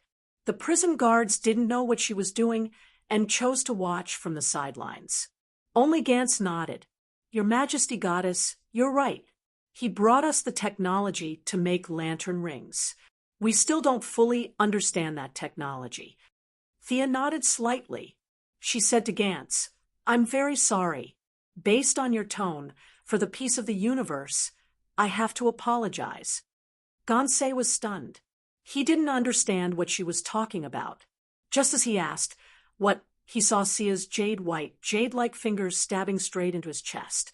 "Why are you trying to kill me?" Before he could understand what was going on, he realized that the opponent wasn't attacking his body. She was attacking something of a higher level. Suddenly, he thought of something and began to resist with all his might. The 4 guardians said, and the 8 prison guards also attacked together. Chapter 937. If she was still the goddess of soul, she might not have been able to withstand so many attacks. The Guardian's individual combat power was not inferior to Superman's. Now that the 13 little blue men were attacking together, their power was extraordinary. With so many people working together, even the Wasteland Wolves would be defeated. However, from her perspective, these attacks were not bad. She maintained the shield with one hand and searched Gantz's soul with the other. "No, that's mine. Mine." First Lantern in the distant lantern was very aloof. He looked at them as if they were a group of ants, but Thea's sudden attack disrupted his plan. He began to struggle. Thea smiled because she found something in Gantz's soul. Although he resisted tenaciously, her level was really high. Ignoring Gantz's resistance and First Lantern's roar, she pulled out a dazzling 7-colored ring from the soul. This was the universe's first emotional ring. It was not a green or yellow light, nor did it belong to any single spectrum. It represented all the emotions in the universe. The ring did not belong to her, so it resisted with all its might. However, as a rootless duckweed, how could it resist the goddess of death?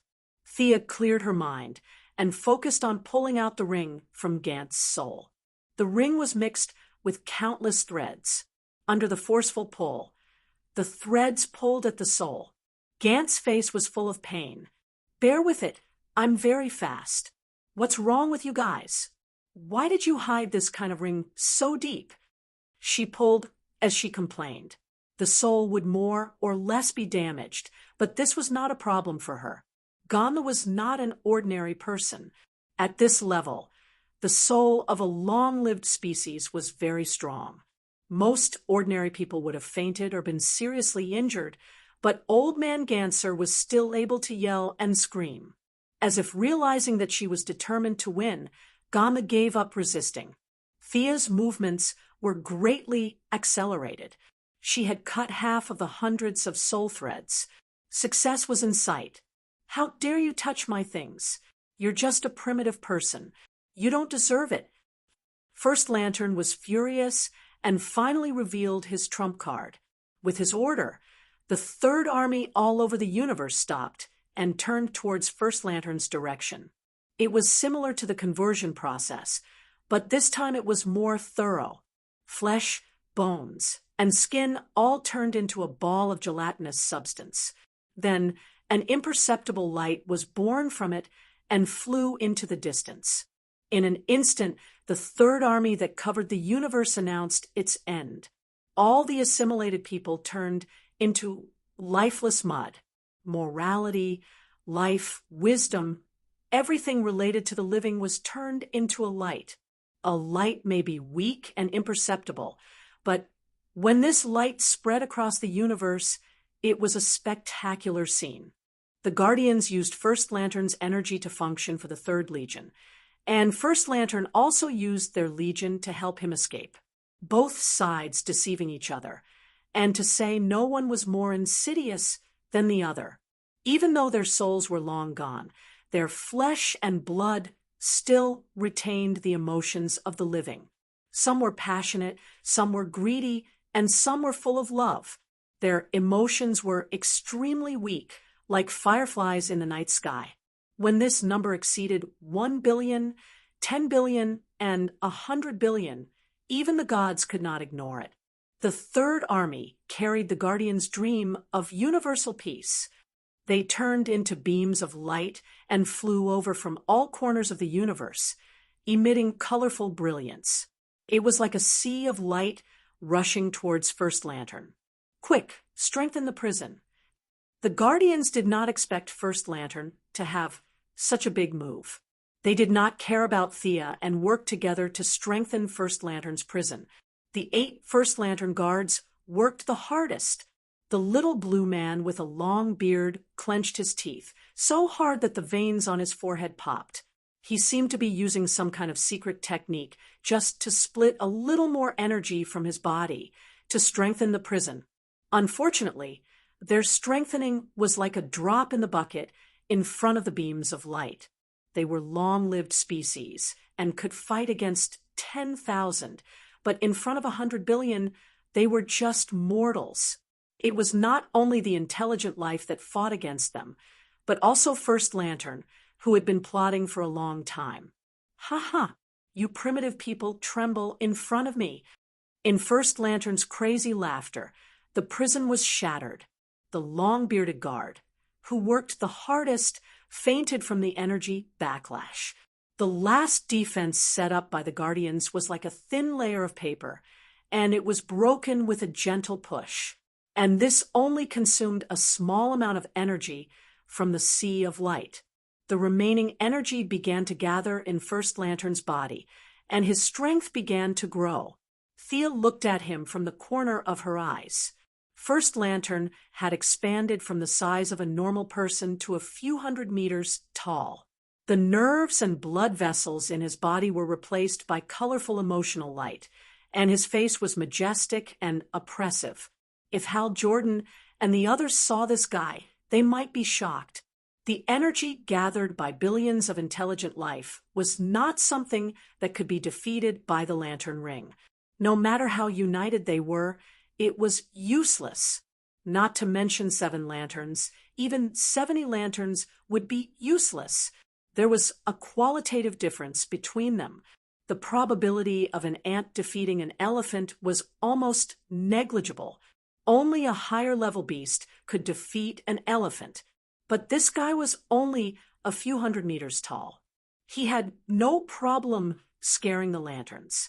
Looking at the energy that was so dense that it was almost solid, it was as if the universe trembled when he moved his arms. First Lantern could defeat 1,000 or 10,000 lanterns with this energy, but in Thea's eyes, it was a little flashy. The energy was too superficial, and he was unable to restrain it, which resulted in his huge body. Darkseid was only 3 meters tall. That was the height of his race.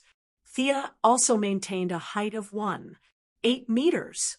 It was not that they could not become a few hundred meters tall, but it was meaningless except for being laughed at by people of the same level.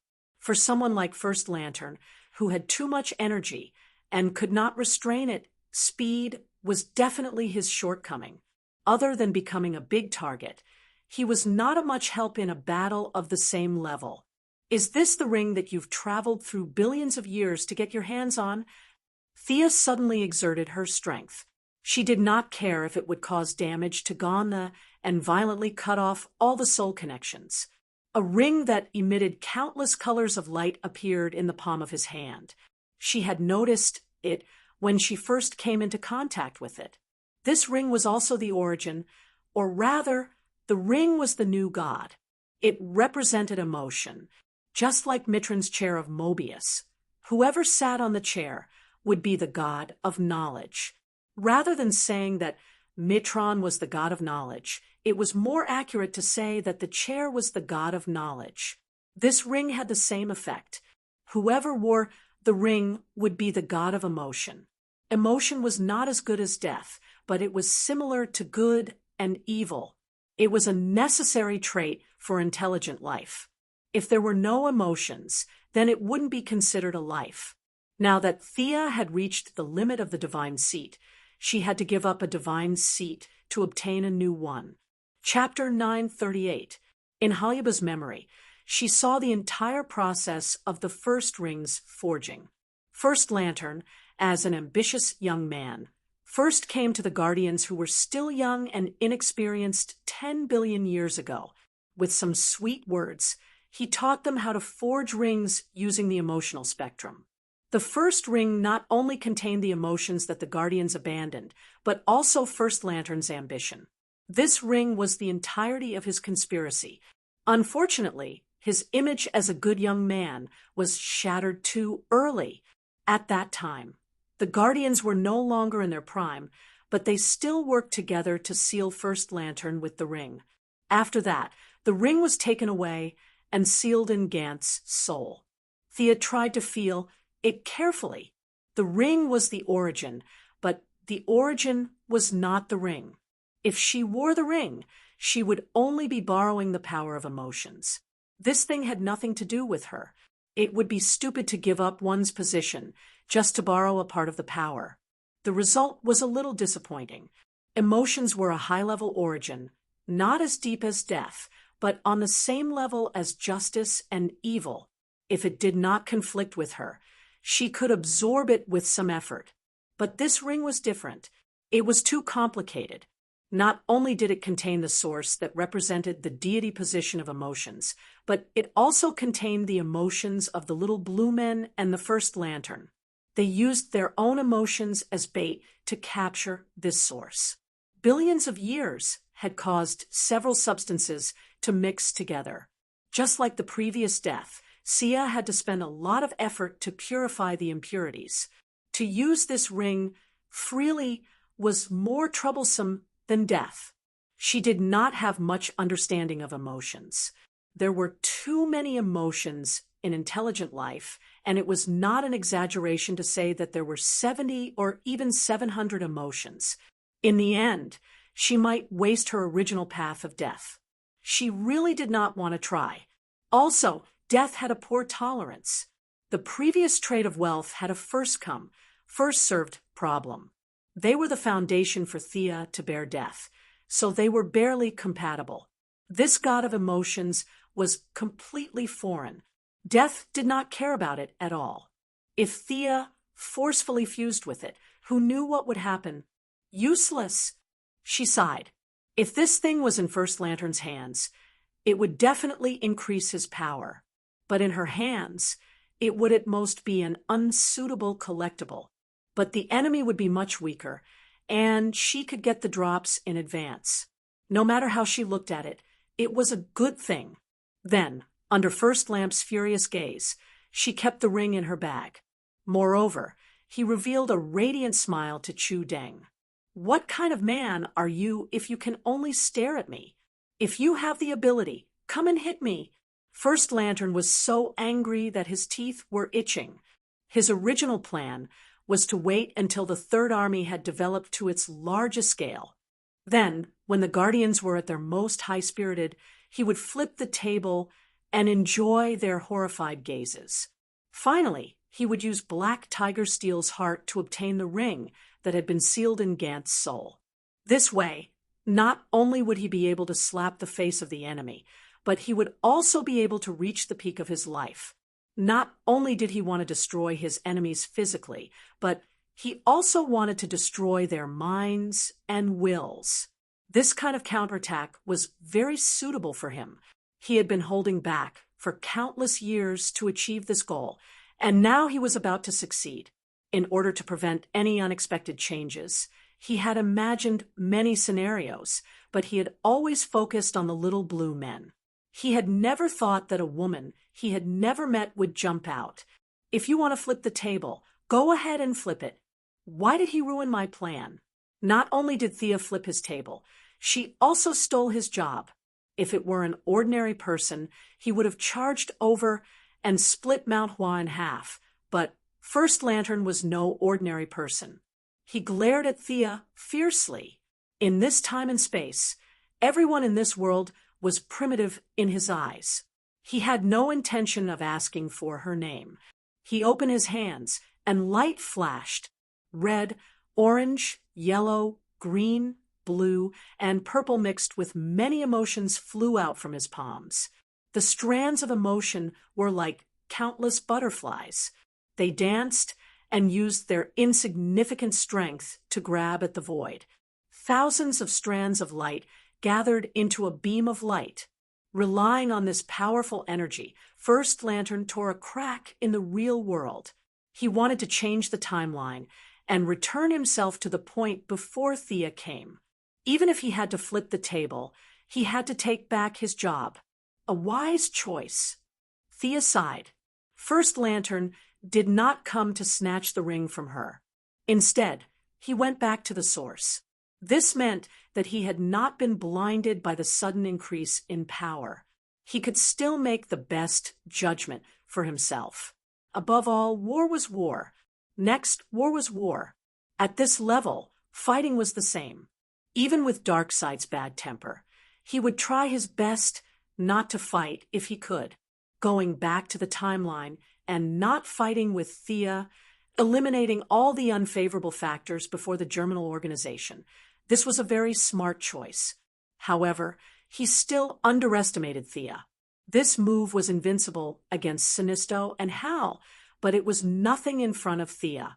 You're unlucky to have met me. In this day and age, those who dared to set foot in the timeline more or less had something to rely on. If First Lantern dared to attack, Thea also had her own ways to counter. This was her timeline, and First Lantern came from thousands of years in the future. Thea naturally had the home field advantage. Furthermore, she had someone in the timeline. Speed and Ballistic received the order. Time was tight, and the mission was important, so they did not have time to change their avatars. 2 streaks of blue light ran out. In the blink of an eye, they cut off the connection between First Lantern and the timeline. Converging into a beam of light was indeed terrifying, but its essence was still a beam of broken light. Individual emotions were extremely fragile. As long as one had patience, even an ordinary person could solve it. The two of them divided the work well. They ran like crazy. They cut the timeline, while Thea closed the gap in the real world. Before First Lantern could understand what was going on, he was already forced out. First Lantern had never seen an extremely fast person before, but that did not stop him from attacking these 2 ants. The huge amount of energy gave him the ability to change reality, but the 2 extremely fast people were hiding outside of time, so he did not have a place to attack. As a combination of emotions, his speed was as slow as a turtle, changing reality, twisting the timeline, and a few extraordinary powers could not be used. Facing an extremely fast person, he really did not have a good way to deal with them. The emotional impact was very strong, but if he could not hit the enemy, it would be a waste of effort. First Lantern tore the timeline again, but he was still blocked. Thea directly used legendary magic to test the waters. Hundreds of flaming meteorites were pulled out from the void. This was not her first time fighting in space. Meteorite magic was extremely powerful on the ground, but there was no gravity in space, so its power was instantly reduced by half. However, First Lantern was a few hundred meters tall, flashing with a rainbow light. He was so ostentatious in front of the goddess of death. Thea felt that if she did not smash his head, she would be letting down his big body. As for the lack of gravity in space, that was also a small problem. Thea imitated First Lantern's mental power and made a beacon. Then, all the meteorites seemed to be pulled by some kind of force and crashed straight into First Lantern. Chapter 939. Facing the overwhelming meteor shower, First Lamp was not afraid at all. There was even a look of disdain in his eyes.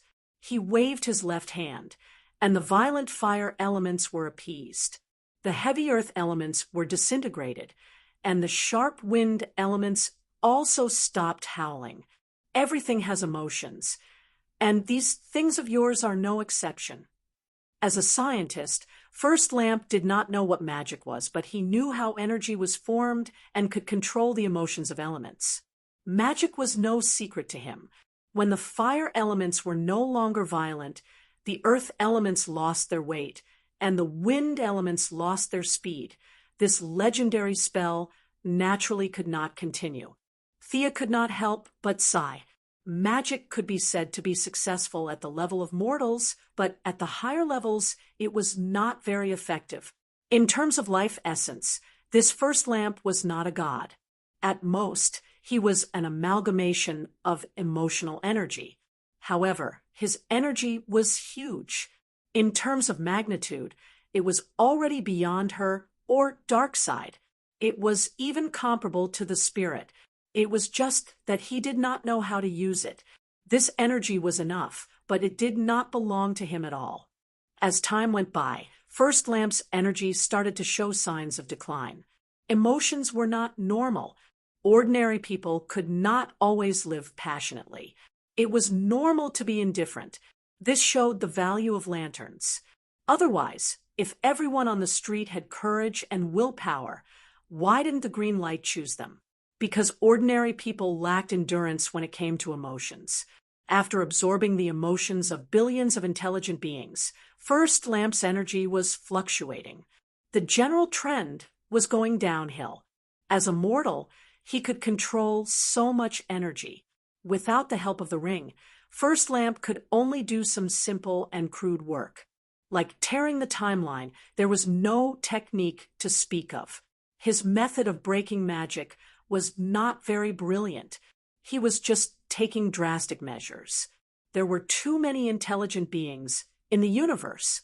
There might be life forms like the fire and water elements that were later assimilated by the Third Army and turned into the source of First Lamp's emotions. After all, elements were not inanimate objects. It was not too ridiculous to say that they had emotions. First Lamp took Thea's attack effortlessly. This made him even more confident of his strength. He even smiled mockingly at Thea, as if to say, "You are not that great. How dare you look down on my magic? Here's a small gift for you." Thea said it was a small gift, but it wasn't small at all. With the godhood of death, her attainments in magic had long surpassed those of her predecessors, perhaps even far surpassing them. She might still be lacking in details, but her horizons were different. Even if all the great wizards from ancient times were gathered together, they would not be able to see as far and as deep as her. If ordinary people's spells were divided according to the weave's level, they would be ranked from the first to the ninth circle. Spells above the ninth circle could be considered legendary spells, and the weave had almost no effect on such spells. It all depended on the caster's own conditions. All legendary mages could cast level 10 spells, and a small number of them could reach level 11. As for the few people who could leave their names in the history of magic with the highest combat power, they could cast spells up to the 12th circle.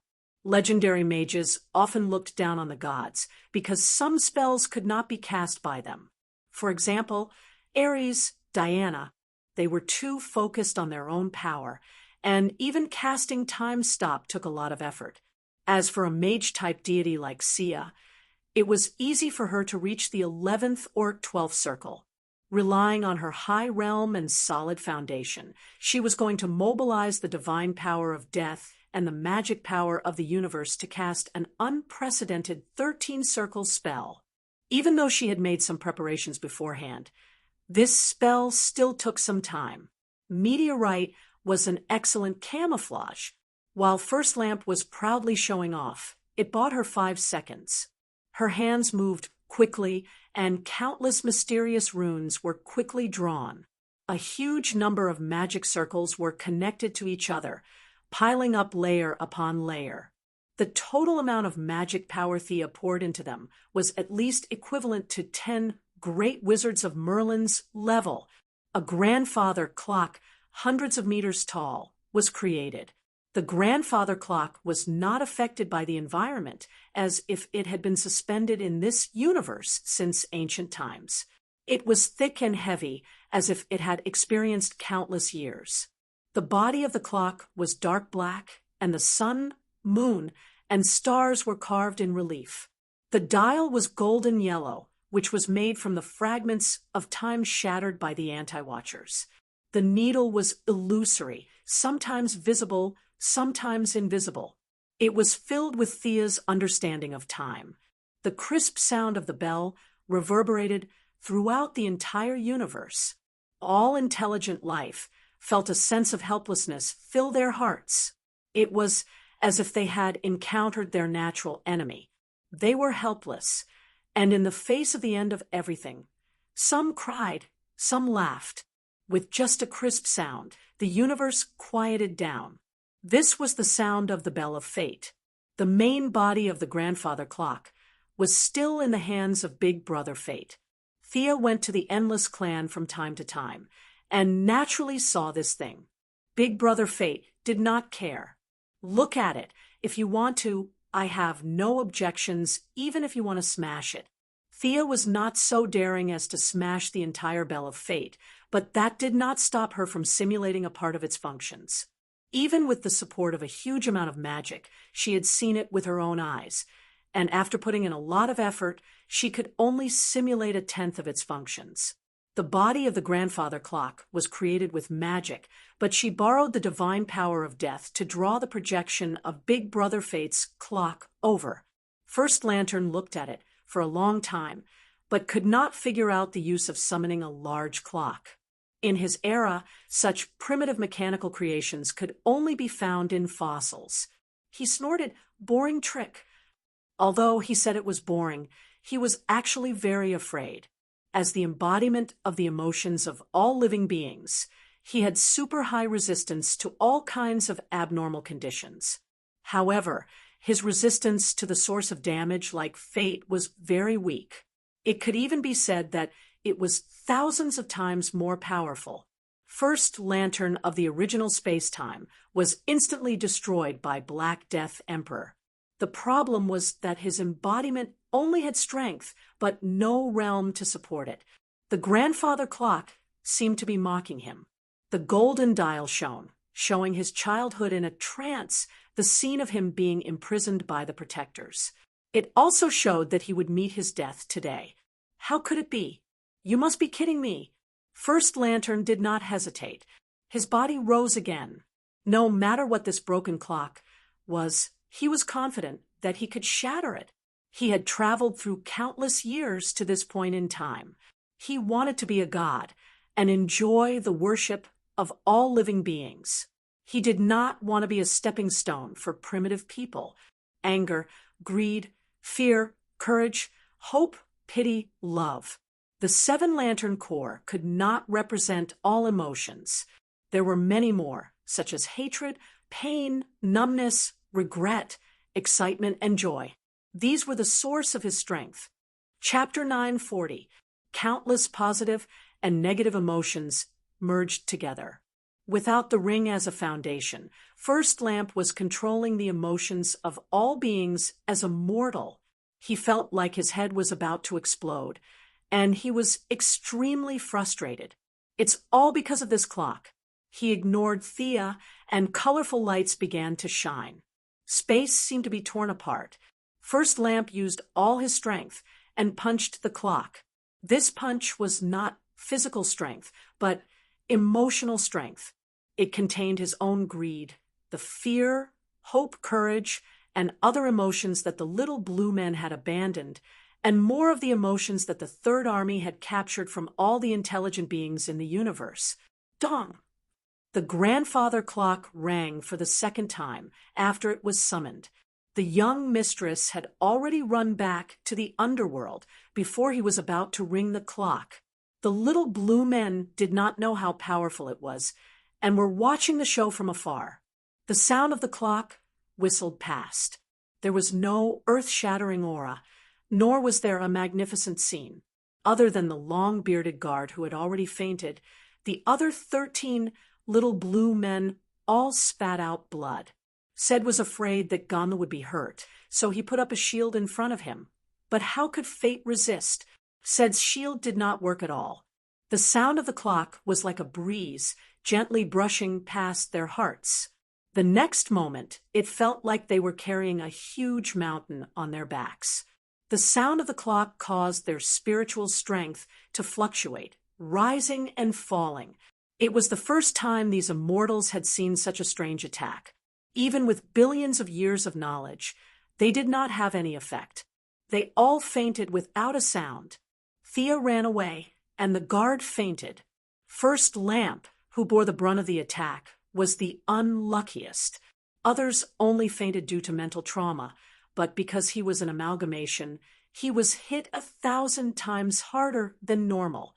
1/5 of the emotional energy that made up his body was instantly scattered, and his huge body shrunk. First Lamp tried his best to restrain the uncontrollable spiritual strength, and barely recovered his consciousness. But the energy that was scattered could never be recovered. Their fate was over. There were very few existences who could resist fate, but First Lamp was not one of them. Even though he had a huge amount of energy, he was still a scheming mortal who had transmigrated from thousands of years in the future.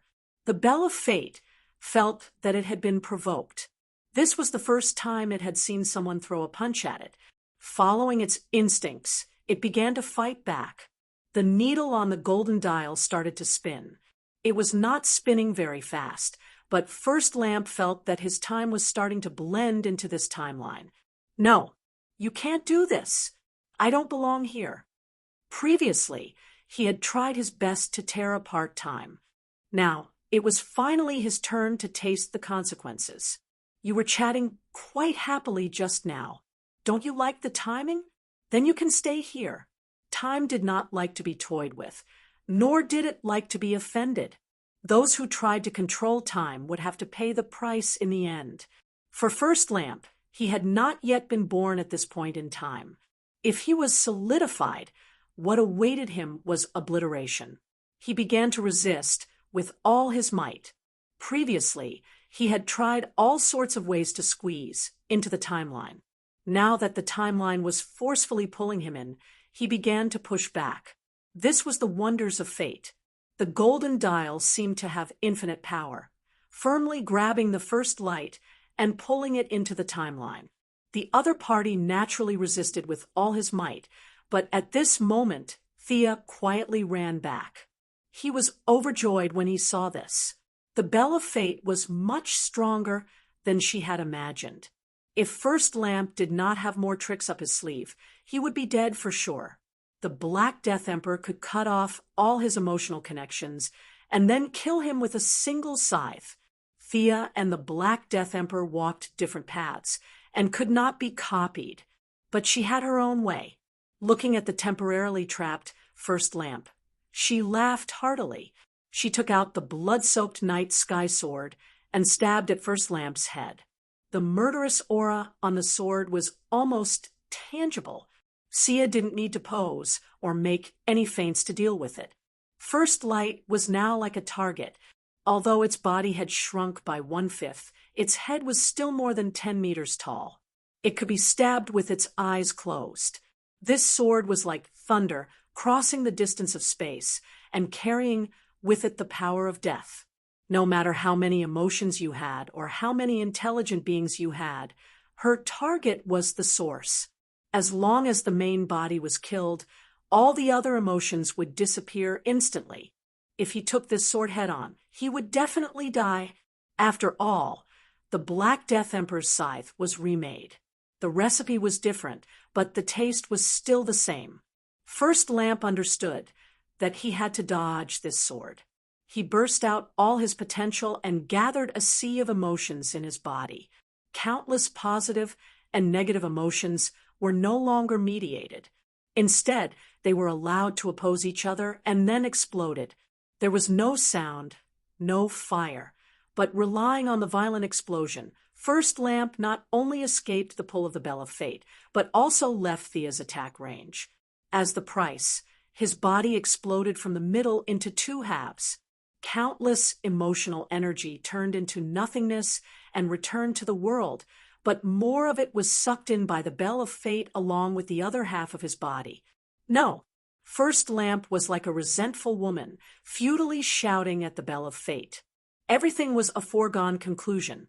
Although he was not fixed in this timeline, he was missing a part of himself. Although this timeline would not erase him, he was a complete anomaly. It was the same for his original timeline. It was neither there nor here. Both of his feet stepped on a different timeline. A large amount of information began to rush into his brain. His originally clear memories began to blur. He felt that he was a scientist hundreds of millions of years in the future. And then he felt that he was a lucky person who picked up a ring in this time and space. First Lamp had never heard of Zhuang, Zhou Meng Dai, but the meaning was still the same. The future, the present, the two memories entangled with each other. There was the people in the future cheering for him, and there was the imprisonment in this time and space for hundreds of millions of years. Which one was the real him?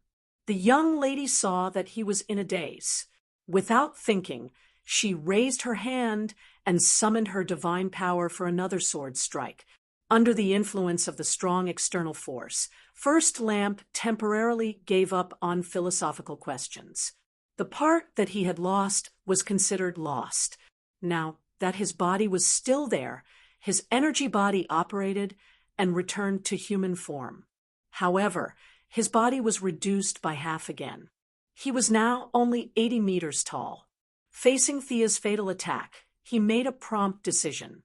If he could not beat her, he had to run. He looked at the Bell of Fate with hatred.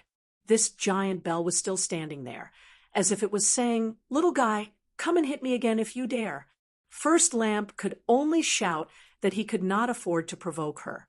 He had a faint feeling that if he was given some time, he could still find the missing part. Fate was fair to everyone. In Fate, there were fixed numbers and variables. The missing part was fixed, but it was not unchangeable. Unfortunately, he lacked time now. Chapter 941. With half of her body missing, Thea had surpassed First Lamp in every aspect, be it energy, realm, usage, or understanding of the rules. Her light sword had already enveloped a radius of tens of thousands of meters. First Lamp couldn't help but rejoice. There were benefits to his smaller body. It was much easier to move through space than before. With a whoosh, he broke through space and fled, trying to get rid of the fiend behind him. "Don't run. Stop right there." First Lantern ran in front like a thief, while Sia chased after him with her sword raised like the owner of the lost item. "I should have brought a helper," Thea thought embarrassedly. Her top fighters like Fiora, Mingy, and Guangdong could delay First Lamp for a few moves, and she could kill him in one strike. In the original space-time, First Lamp had nothing to do, so he went to tease Sinisto and destroyed Kruga. In the end, he was furious to the extreme. Sinisto and the Parallax monster combined to stall First Lamp, creating an opportunity for the Black Death Emperor. Now, Kruga was fine, while Sinisto was still waiting to be resurrected in the underworld. Without anyone to help, First Lamp ran away like a rabbit. Thea could only chase after him with her sword. A sure kill attack needed to be prepared, and she couldn't kill him with a casual strike. As long as she accumulated divine power, her speed would be affected, and her opponent would have a chance to run away. If she didn't accumulate divine power, it would be useless to chase after him. Thea regretted not bringing a few helpers. She didn't know that First Lamp didn't feel good either. He had endured for so many years, and just as he escaped, his dream of returning to the original space-time with great power collapsed. He couldn't go back to show off. What was he trying to do for so many years? The more he thought about it, the angrier he got. However, he didn't dare to go back and fight with Thea for 300 rounds. He could only vent his anger on the planets by the roadside. He grabbed a planet about the size of the moon, ignored the cries of the intelligent life on it, ran to the side of the planet, and threw it at Thea. Damn! Thea was shocked. When Batman and the clown were chasing each other on the road, the clown would at most throw a bomb or rocket behind him. This person in front of her, on the other hand, threw a planet. The planet wasn't big, and there weren't many intelligent life forms. But she couldn't ignore it.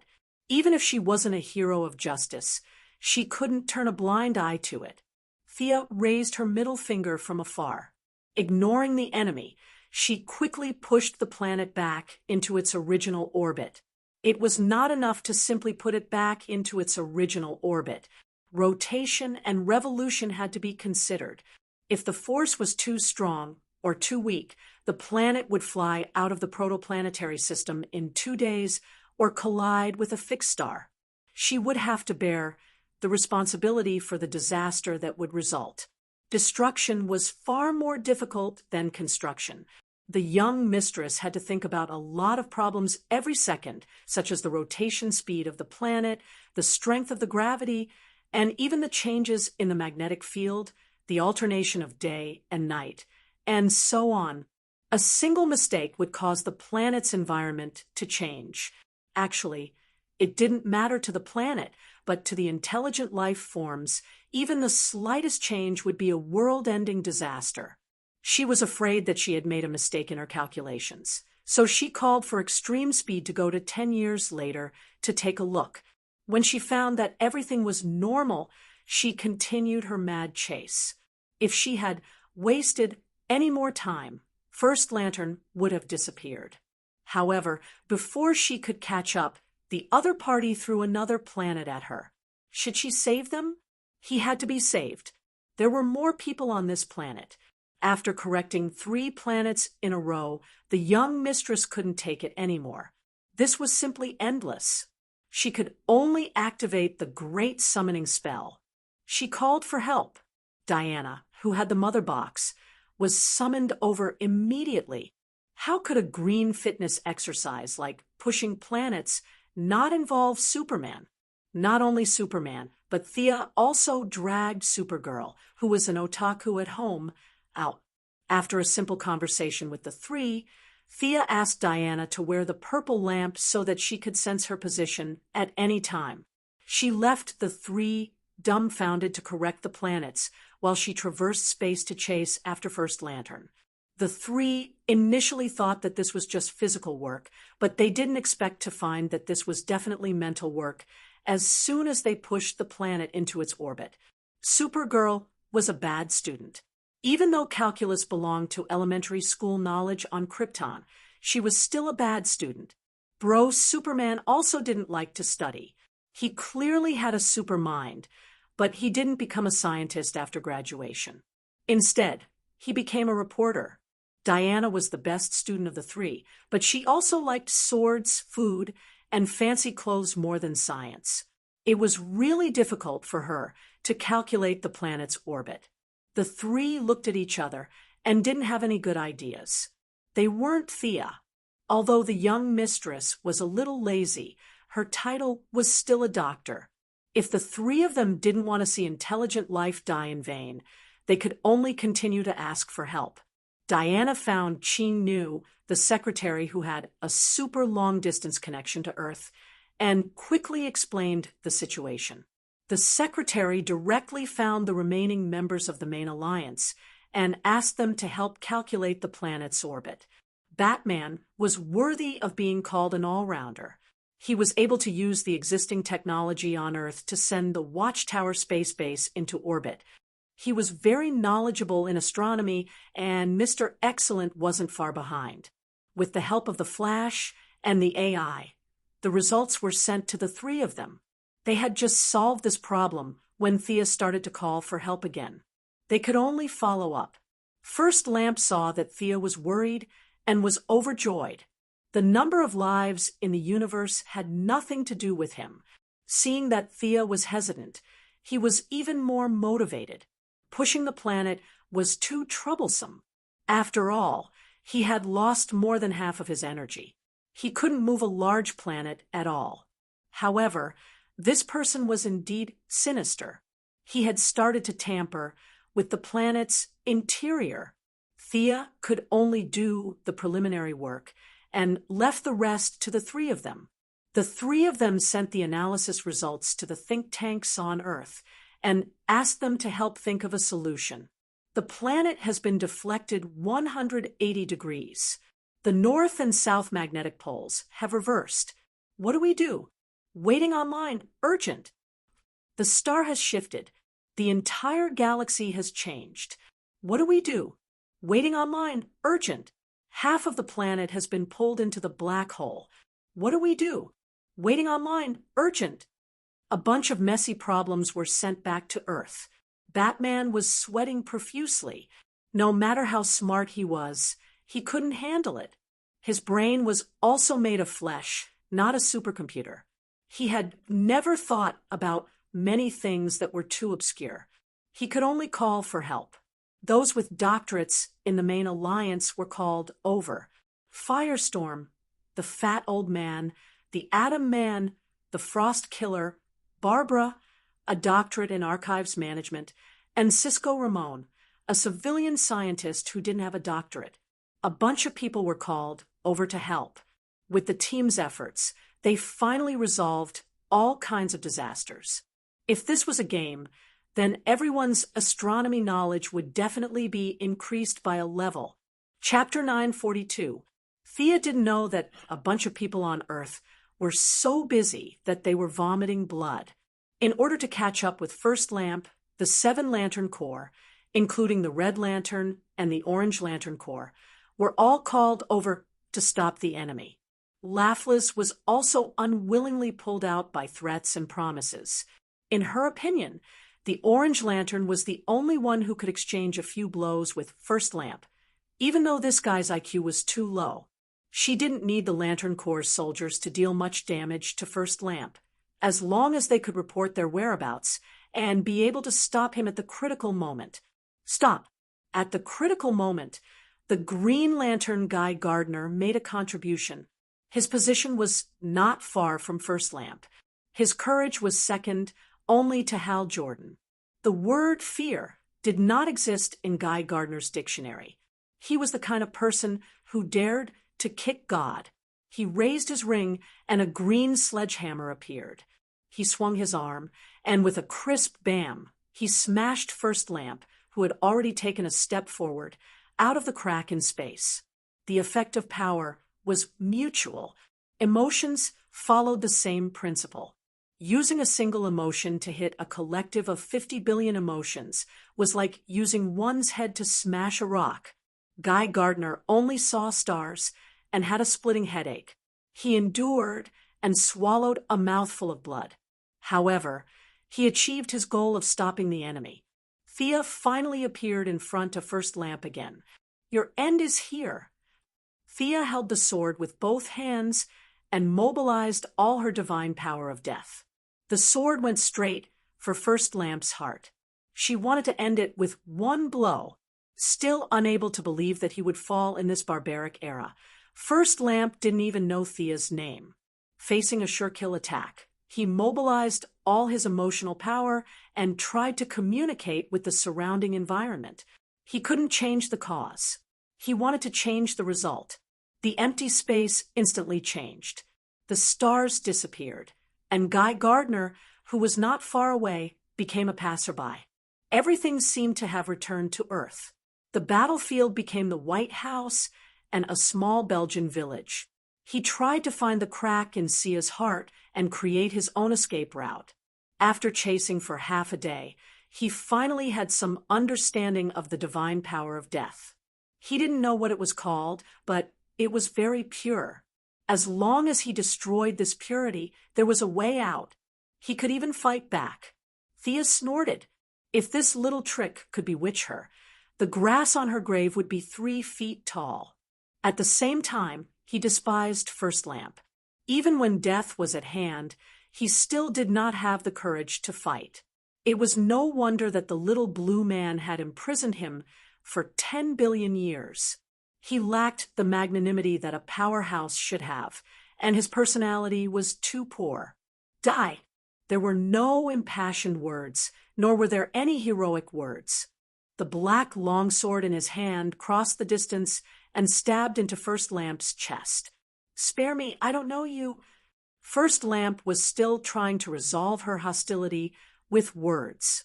Unfortunately, the divine power of death passed through the layers of energy and found his true body. Thea's gaze also followed the godly power.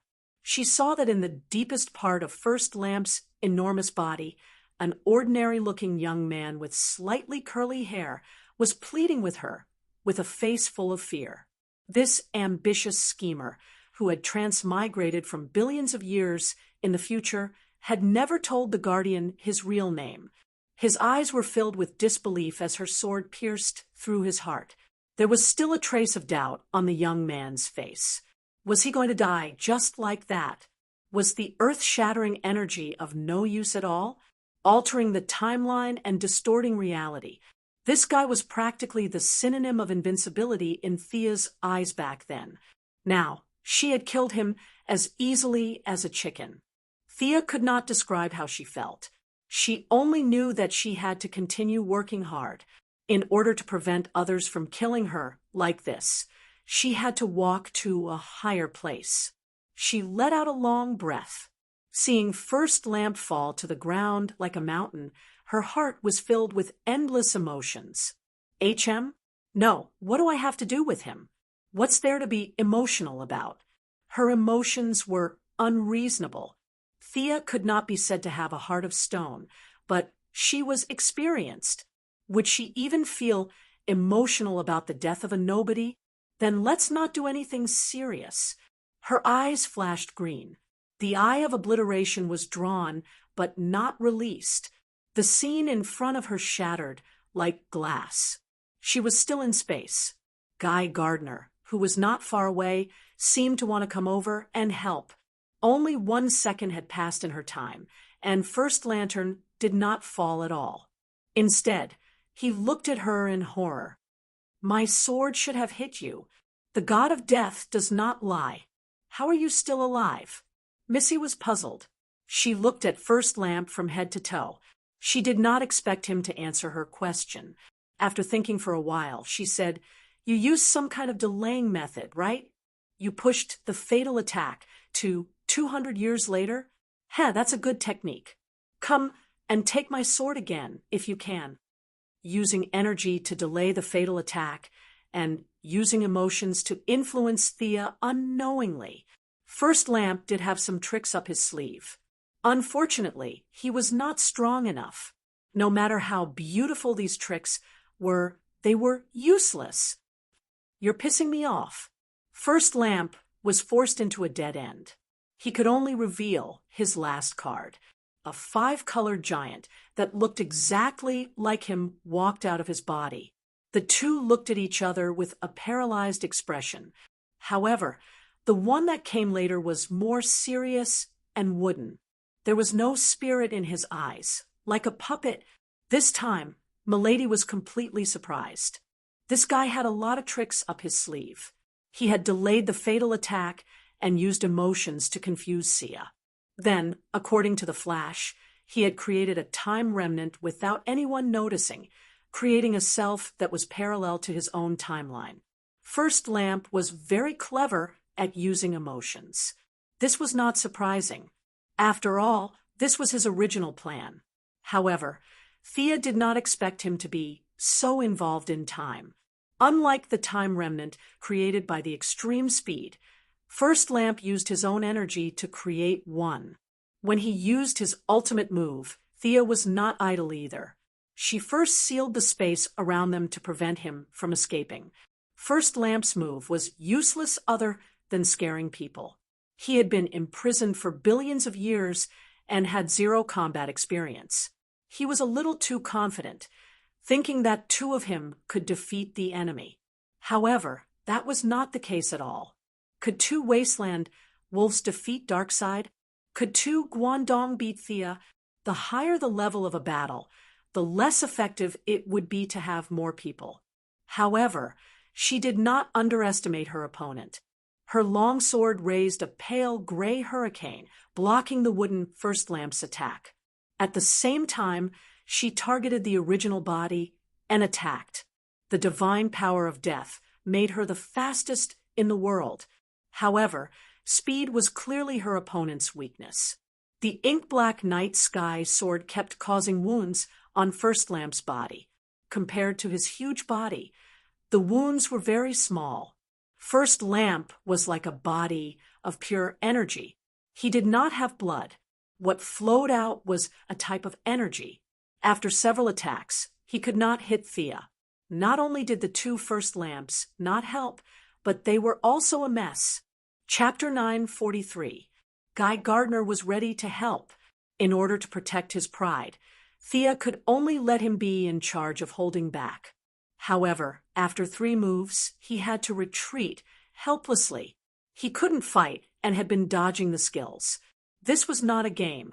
There was no rule that teammates could not be hurt. Whether it was Thea or First Lantern, the attack range was very wide. If he didn't want to go to the underworld to find his old friend Hal Jordan, he had to dodge back and forth at full speed. Instead of risking a few hits, it was better to watch from the side. As Guy Gardner retreated to the side to help, Thea's attacks became fiercer. Although she couldn't play a fatal blow, the divine power of death still had its own uniqueness. Thea went at full speed, slashing at First Lantern, who was as big as a mountain. His opponent's speed was far slower than his, and his body was big, so it was not convenient for him to turn around. The battlefield of the two gradually descended from space to a planet. Thea saw that there were many intelligent beings here, so she naturally thought of their plan. They still wanted to play the same old game. Guy, you go to the battlefield. Carol, Laugh-Lies, you came at the right time. Go help. She just asked Green Lantern to save people, whether or not he could save them. This gesture had to be made. As soon as she finished speaking, Purple Lantern Carol Ferris and Orange Lantern also arrived. Thea was overjoyed. Why do you all go together? The battlefield was tens of thousands of kilometers long. She tried to use less large-scale magic. To the intelligent life forms on this planet, it was as if they were sitting at home when disaster came from the sky. They could only see a 5-colored brilliance in the sky for one moment, and then a black curtain that engulfed the world in the next. Praying, hugging and crying together, they couldn't do anything in the face of disaster. I'll ask Santa Claus to send you a gift later. Go help. Thea kicked away Laugh-Lies, who didn't want to move. Orange Lantern happily joined in the rescue. This guy waved his hand and summoned an army. His efficiency was unusually high. You can't kill me with this attack. We have no grievances, so why do you keep chasing me?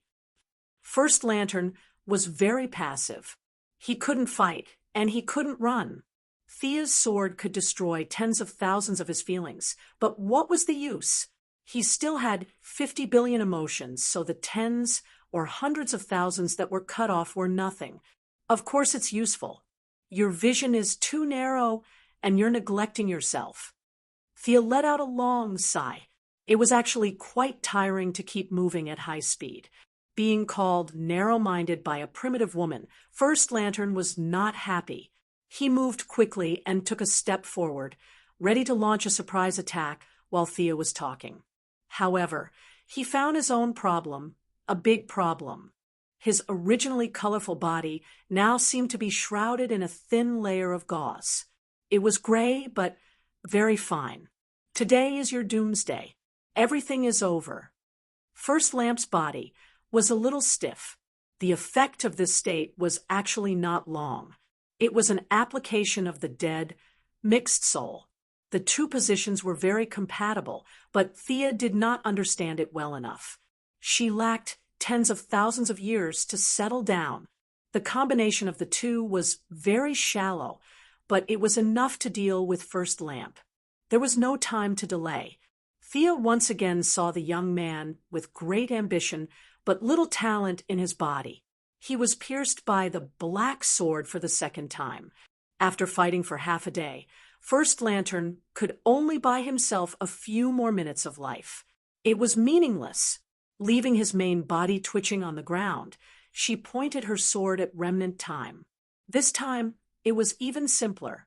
In less than a minute, he was killed. Remnant Time turned into dust. He did not belong here. He was squeezed out of the timeline the moment he lost his life. Thea flew to First Lantern's side and looked down at this opponent. His huge body started to wither, from his fingers to his arms to his neck. The emotional energy lost its support and dissipated in space like a candle in the wind. The expression on First Lantern's face could be described as strange. I will return again. Even if my life form has changed, perhaps I am no longer myself, there will be a time when I return. That is the night before dawn. This is the scene that fate has shown me. First Lantern's face was already shrouded in the black air of death. He raised his arm, only to find that his fingers had already turned into dust.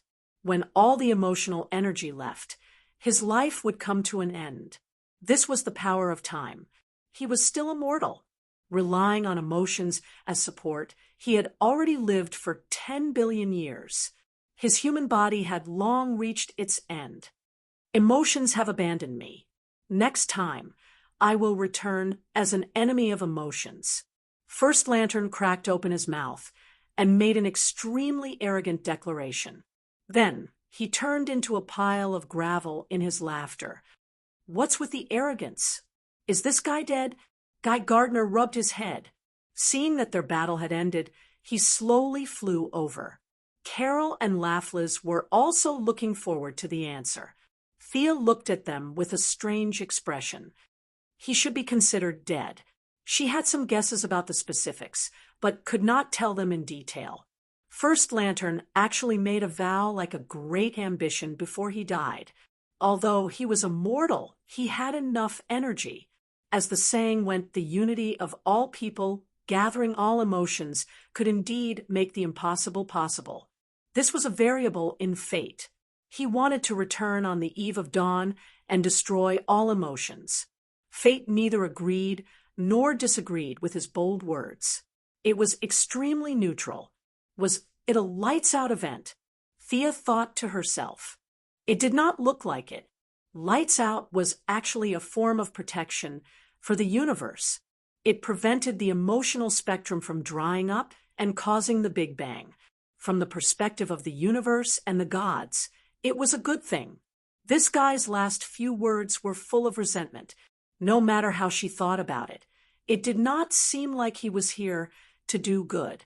Could it be the Lantern of Daybreak, an enemy of emotions, full of hatred? This was the only thing that fit the criteria. Would this guy be reborn in the dark multiverse? Carefully sensing, she did not find First Lantern's soul after his death. Thea bade farewell to Guy Gardner and the others and returned to the underworld. She searched twice but did not find First Lantern's soul. Without a doubt, this guy was not dead. Whether he became the grandpa in the ring or was directly reborn in the dark multiverse was unknown. However, she would deal with whatever came her way. She was not afraid now, let alone in the future. Just as she was about to return to Earth, the two-faced man ran over and stopped her. Faced with Thea's behavior of leaving everything to others, the ambitious two-faced man was actually very happy. With power in his hands, everyone, regardless of whether they knew him or not, came before him to await his judgment. This place was 10,000 times better than Gotham. He was so happy that he did not want to go home. Not to mention having to queue up to give him dirty money. He would not even do a free resurrection. He was tired of living, seeing countless people come before him every day like lambs waiting for his judgment. That kind of comfort could not be experienced in Gotham. Chapter 944. Your Majesty, don't go yet. To be honest, when he first found out that the superhero Thea was his boss, the two-faced man was worried for a long time. He could accept Wei Guangjing's actions before he was disfigured, but now he could not. He never thought that when he started working, he would realize, this was not the kind of environment that he had imagined. It all depended on what kind of people his colleagues were. Demons, death knights, evil gods, assassins, banshees. Compared to these people, the two-faced man was a rare good citizen. At most, he sold detergent in Gotham and collected protection fees. He had to be on tenterhooks every day to prevent Batman from suddenly jumping out of a corner. In terms of evil, he was not on the same level as his new colleagues. After working in the underworld for a while, he finally realized that this female superhero's view of good and evil was frighteningly weak. The new boss was definitely on the neutral side. It was just that he usually pretended to be kind and righteous. What's the matter? Thea frowned as she looked at the two-faced man. This guy knew his position very well. He was a good candidate to be the Secretary General. He was a gang leader in Gotham. At that time, he had combed his hair back and had an extraordinary aura. When he arrived in the underworld, he instantly changed to a 30-70 split. He did not bow and scrape like the lonely old man Sharon. However, his submissive attitude was very upright. At the same time, it did not make people look down on him. There are a few people who I don't know how to be punished. They have contributed a lot, but they have also made a lot of mistakes. Thea made a sound of surprise. She was a little curious that even the workaholic two-faced man could not make a judgment. To be honest, the underworld's punishment rules were very complicated. This was a side effect of the creation rules. All kinds of laws were not set by her, and it was not convenient for her to change them. And there were a lot of them. Books filled the entire library. They were densely packed with all kinds of rules. At first, the Missy pushed the door open out of curiosity. After that, she left in defeat. Anyway, she did not even take a look. Later on, she simply handed it over to the two-faced man, a law doctor, to study. Yes, that's right. This guy could become the Gotham District Attorney. He also had a doctorate title. She followed the two-faced man to the trial hall. When she saw a few people waiting for interrogation, the Missy was instantly happy. Little blue guardians. The four of them stood straight and looked straight, as if they were still on their own Eurasian main planet. However, they didn't have a body here, so they couldn't float in the air. Their short stature greatly reduced their imposing manner. Yo, the four of you, where did you come from? The eldest miss asked, even though she already knew the answer. She smiled slyly. The four little blue men were much more well-behaved now. Their previous arrogance had all disappeared. The little blue man with the big head was the first to speak. Your Majesty, Goddess, before he could finish, he was interrupted by Thea. Why are you always talking? Are they mute? Are you looking down on me? Helpless, they had no choice but to lower their heads under the eaves. One by one, they walked out and prepared to introduce themselves. Of course, Thea knew their names. They were all in Haruba's memories. She just wanted to take them down a notch. This was not Yura, this was hell. He waved his hand and said, I don't want to hear your names. Harvey, write them down. Write passerby 1, 2, 3, and 4 in the name column. That's it. She just needed to vent her anger by teasing the little blue man. There were still many things she needed to take care of in the outside world. She reached out to take the records of the underworld and began to read them one by one. Although the Guardians seemed to have done a lot of bad things, they had also done a lot of good things. In the 10 billion years before the rise of Earth's civilization, they had saved the universe countless times. If it were not for them, the universe would have exploded long ago. If the universe had exploded, Earth would not have survived. It could be said that they had done a lot of good things. They were more than qualified to be angels in heaven. However, they had also committed a lot of sins. Kalana had modified the settings of the mechanical hunter to kill all intelligent life in Sector 666. This could be blamed on Kalana. However, was this the only time the mechanical hunter had made a mistake? The records of the underworld said no. There had been more than one mistake. Was there no bloody massacre during the rise of the Green Lantern Corps? Were there no innocent sacrifices in the process? When the entire universe heard about the establishment of the Green Lantern Corps, they all rushed to spread the news. This was obviously impossible. Even Kerrigan and Lady Styx, who still occupied a few sectors, had a lot of say. They had used the tug-of-war to grind down many galactic overlords. Their status as the universe's police force had been earned through killing.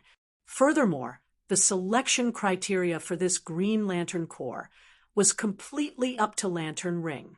One could be a Green Lantern just because one had courage.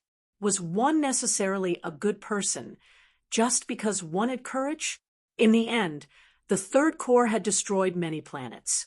How many races had completely disappeared in the vast universe? It was impossible to calculate. The merits were not small, but the sins were also huge. This was the reason why the two-faced man could not make a judgment. All right, I'm a kind old man. I can't bear to see people suffer. Since we know each other, I won't punish you to hell. Didn't you brag about protecting the universe? I'll punish you to be reborn as ordinary people. You'll have to experience the difficulties of life. In the underworld, Thea had the highest authority. These words were equivalent to the final judgment. Neither the two-faced man nor Minos had the right to interfere. The two-faced man hurriedly wrote down the records according to the rules. Thea took the pen and quickly signed her name. This matter was considered effective. Off you go. The 4 little blue people were taken away by the staff to be reincarnated. She flipped to the last page and saw that these guys were killed by Atakitas. The few of them were knocked unconscious by the Bell of Destiny. Thea went to chase after the first lanterns. The unconscious guardians were tragically picked up by Atakitas who passed by. When enemies met, their eyes turned red. The Red Lantern leader did not hesitate to tear them apart. That was a real tear. They were still unconscious and naturally could not resist. Inexplicably, they became ghosts. When they regained their consciousness, they were already in the underworld. It could be said that they were completely confused ghosts. Are there only these 4 guys? She asked the two-faced man. Just the 4 of them. Thea nodded. It seemed that Gantherside's life was spared. It was most likely that some hero who passed by saved them. The 8 First Lantern Guardians also seemed to be alive. Everything was normal in the underworld. She hurried back to the universe. As expected, around the Bell of Destiny, a few groups of First Lanterns were arguing with each other.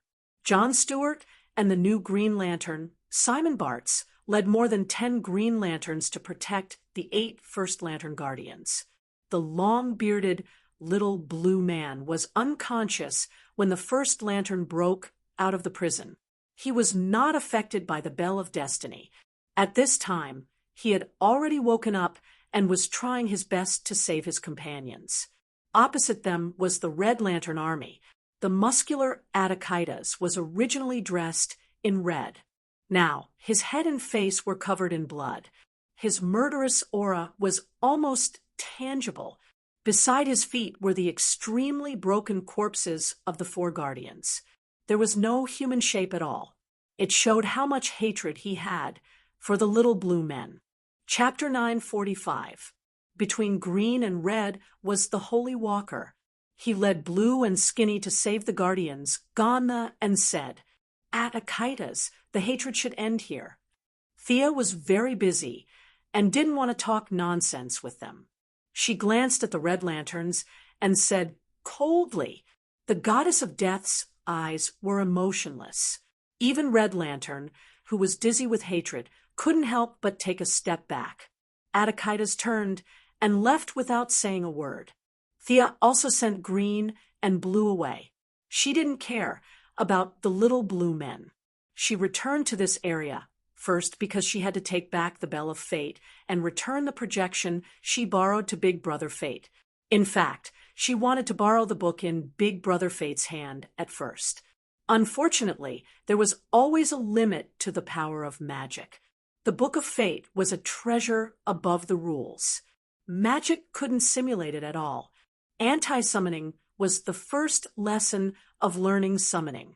For many mages, it was a necessary skill. However, it was a little difficult to anti-summon a level 13 spell. It couldn't be like ordinary summoned creatures. With a soft bang, a green smoke rushed back to the original plane. Anti-summoning an object of this level required a very delicate spell and a lot of magic power. She didn't lack these qualities. After a lot of effort, she sent the bell back. As for the part of First Lantern's self that was cut off and the various emotions contained in it, she gave it to Big Brother Fate as a reward. That old guy liked to experience the wonders of different lives. Even if half of 100 billion lives were cut off, there were still 50 billion. It was enough for Big Brother Fate to ponder for a while. She cleaned up the traces of the battlefield. The emotional lines here were very messy and complicated. Countless emotions were piled up in this void. If someone passed by, the best result would be to become a lunatic. She wasn't good at dealing with these emotions. For First Lantern, it was a source of energy, but for her, it was a poison. She lived a simple life and did simple things. Too many emotions would affect her heart. She knew her own situation. She wasn't a strong-willed person. She put on White Lantern and used the power of life to calm down the emotions in this void and let everything return to normal. After cleaning up the battlefield, she found the Pusher Trio. They were so busy that smoke came out of their heads. She heard that Batman on Earth was also exhausted. With her help, they didn't speed up the process much, but they were still very happy that the crisis was over. Emotions can give people strength. The simple-minded Supergirl couldn't understand this at all. She frowned and thought for a long time. Thea stood at the side and chatted with Diana. Diana told her about the Silver Swan. To be honest, Thea had no impression of this nickname at all. She had never even heard of it. Mr. Joyeux suspects that Kane tampered with her spinal implant. That's why her temperament changed so drastically. If we subdue her, we should be able to restore her to her original state. Diana explained the matter to her formally. Thea was displeased. What kind of Tom, Dick, and Harry were jumping out at her? How dare these low-class fellows have designs on Diana? They really don't know how to spell the word death. However, she giggled and said that she didn't mind. Reality proved that Diana knew her very well. Her cunning guesses were spot on. The Valkyrie's beautiful eyes stared at her for a long time. You can't do anything behind my back. Thea was very guilty. That was what she thought. Death Nell was the most suitable person. What could a ballerina do? He killed her with 2 slashes. After that, the earthenware lady would dig a hole to bury her body without anyone knowing. Next, they would bribe the local police to make a missing person report. It was a one-stop service. Finally, there was the underworld waiting for the Silver Swan. Thea would tell her that death wasn't the end, but the beginning. However, now that Diana had made it clear, she wouldn't argue over a small character. She hurriedly changed the topic. Don't worry. By the way, Black Hand killed Hal Jordan and Sinisto. Where is he? Diana almost vomited blood when she changed the topic. If it weren't for Superman and Supergirl beside her, she would have pushed Death Nell down and bullied her. He should be locked up by green light again. She wasn't very sure. Thea didn't need her to be sure. Without the Black Death King, he was nothing. She didn't need to worry at all. She just needed to change the topic about the Silver Swan. With the help of Earth's think tank, the 4 of them restored a total of 15 planets to their original state. Casualties were inevitable in the process. However, as long as they weren't Earthlings, they didn't care much if they didn't die in front of them. After a while, they returned to Earth. It was already 2 hours later. Batman said a few words to them and got up to rest. Mental work was much more tiring than fighting monsters. Usually, he would only sleep for an hour. Today, he wanted to give himself a break and sleep for 2 hours. The rest of the Flash and Mr. Excellent were also exhausted. They said goodbye. Thea and Diana went back to their own villa in the suburbs of London. It was more than 10,000 square meters in total area. It was really strange. Diana wanted to live in Greece, but she worked in France every day. Instead, she chose to live in England. The two changed into their home clothes. Thea quickly pulled the curtains. Diana looked at her from the corner of her eyes. Her eyes were probably saying, "Are you okay? You have to be careful in broad daylight." Not to mention that she had wronged Thea. The two understood each other's thoughts from their actions and looks. The young lady hurriedly said that she was innocent. She tapped Diana's forehead with her finger. "You have such complicated thoughts. Today, I have a trophy for you to see." Then she took out the first light ring as if she was showing off a treasure. In the dim room, a colorful ring appeared in the palm of her hand. "This ring is also an origin. See if it suits you." With 3 divine positions, Diana was no longer the newbie she used to be. She had her own way of identifying things. Only those that suited her were the best. Otherwise, if she piled up divine positions randomly, it would affect her future development. She felt it with her heart. The Valkyrie frowned. "This thing is too messy. I can't see it." "Is that so?" Thea was a little depressed. It was obviously a very powerful equipment, but no one could use it. This made her very angry. Let's spend some time purifying it. She could only come up with a solution that was not really a solution. The most labor-saving method was still the white light. The white light's purification ability was the best in the universe. However, the emotions in the ring were different from those scattered on the battlefield. They had been entangled with each other for billions of years. It was extremely difficult to use the power of life to calm them down. "Use divine power," Diana said.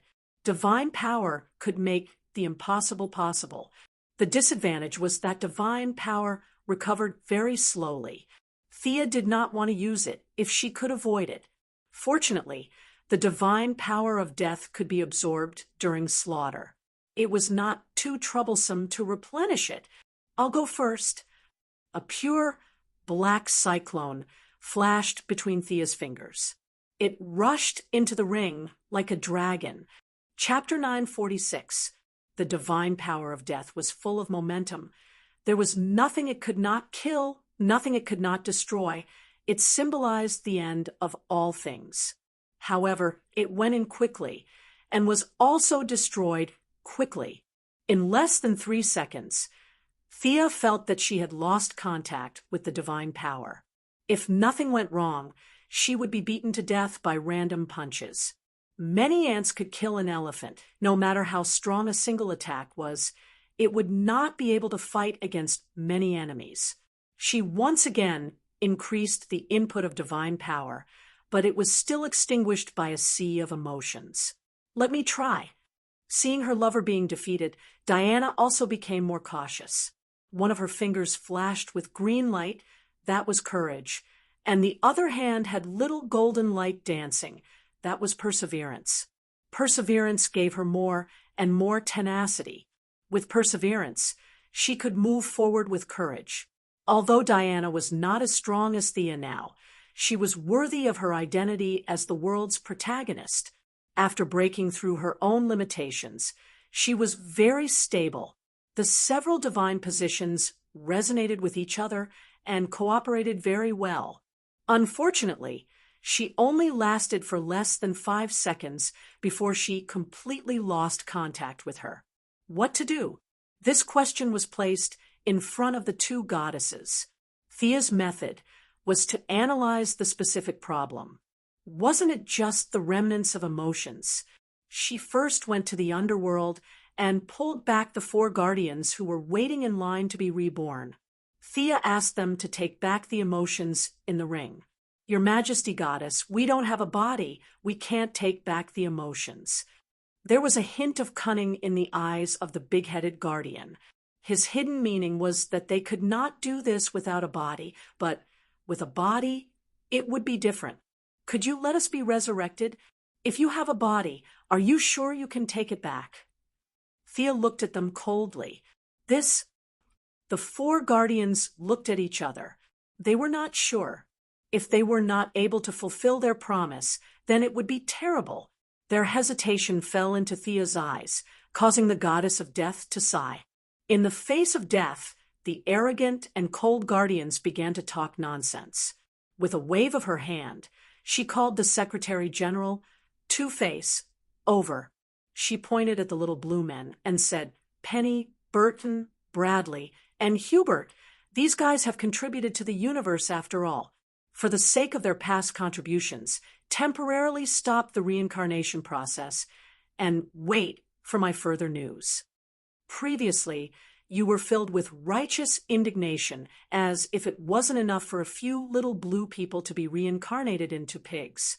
Now that you think it's useful, you immediately feel that they can be saved. You're the one who's saying all the good and bad things. You're even more two-faced than I am. Thea pointed out to the two-faced man, one by one again. She matched them to each other, telling them who they were and who they were. There was nothing he could do about it.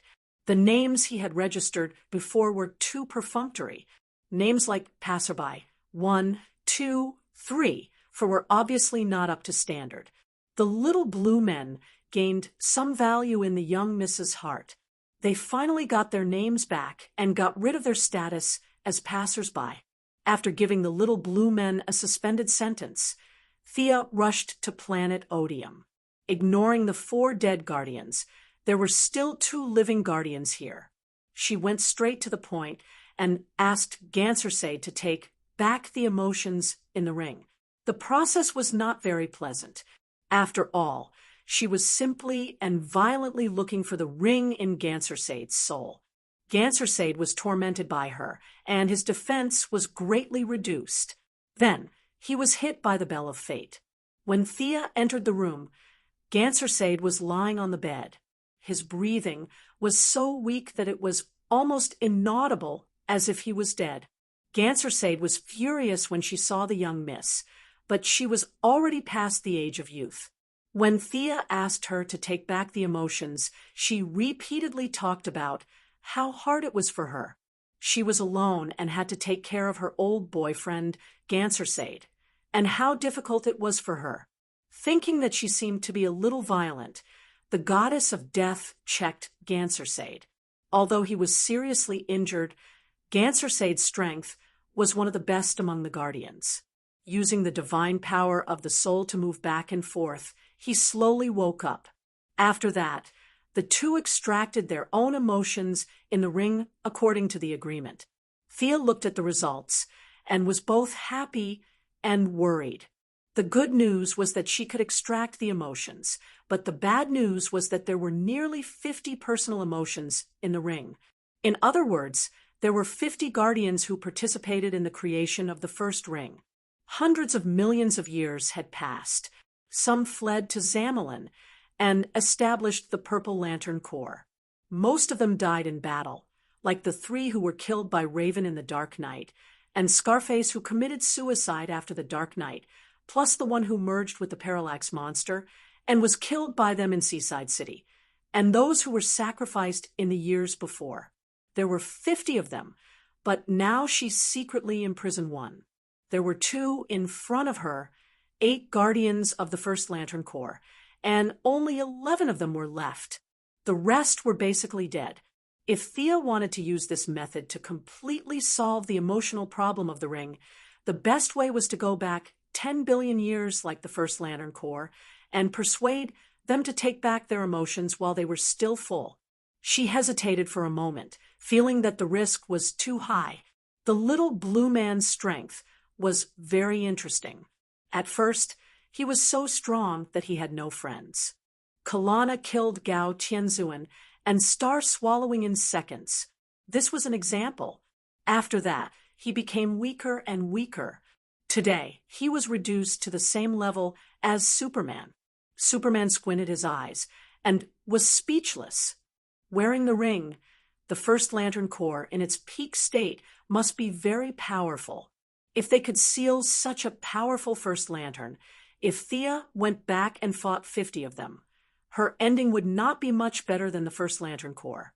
It was not worth the risk for a dispensable ring.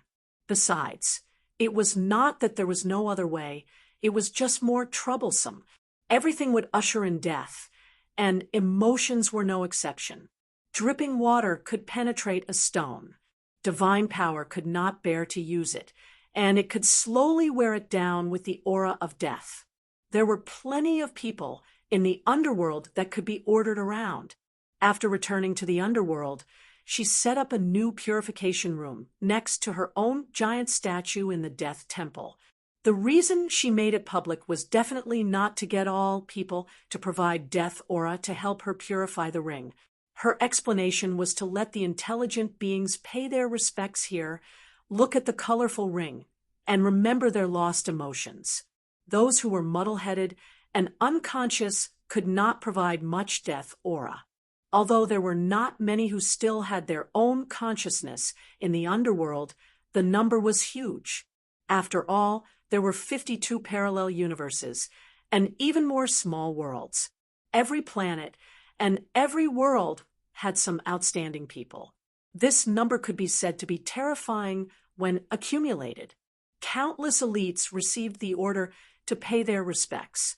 Although they did not understand the purpose, seeing that they did not lose anything, they did it either for real or for fake reasons.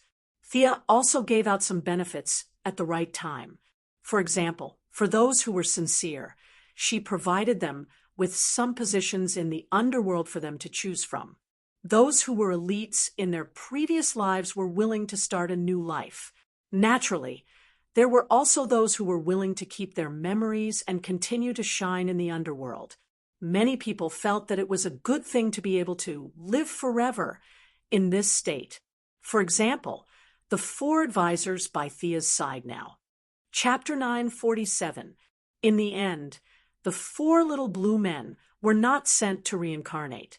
Their knowledge was a huge treasure, and reincarnating them would be a waste.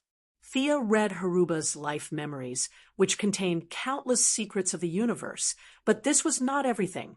The Guardians were not tied together all the time. They each had their own tasks, and Haruba was only responsible for a part of it. In the end, Thea did not let them reincarnate. She used the title of a consultant to protect the 4 little blue men. It was not difficult to make a temporary body. If Circe could do it, it would not be difficult for her. After all, she could not leave the underworld.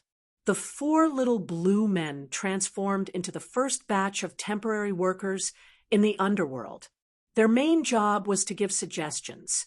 After all, Sia's grassroots team still had a lot of problems, and the insiders might automatically overlook some of the work, but these little blue men could look at the problem from an outsider's point of view and find fault with it.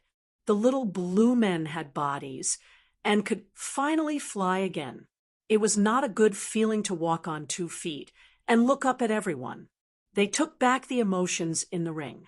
In order to show their loyalty, they each took out a part of their memories. With their cooperation, Thea finally saw the complete forging process of the first lamp ring. The Guardians were very strong in the beginning. They easily captured the source of emotions. Unfortunately, eternal life and infinite wisdom prevented them from walking the path of the new gods. Instead, they tried to decipher the mysteries. At this time, First Lamp came to them. He brought with him a technology from billions of years in the future. Everyone worked together to transform the source into a ring. Now, they needed to reverse the process. It was not easy without the help of the little blue men. I see your intentions, but resurrection is impossible. The underworld, or rather the world's will, has high requirements for the resurrection of the long-lived species. You obviously do not meet the requirements. Sia was not lying. The long-lived species were basically the life forms at the beginning of the universe. Now that time had passed. The universe no longer needed them. It needed passion and constant change. In just a few decades, they would be able to bloom with endless brilliance.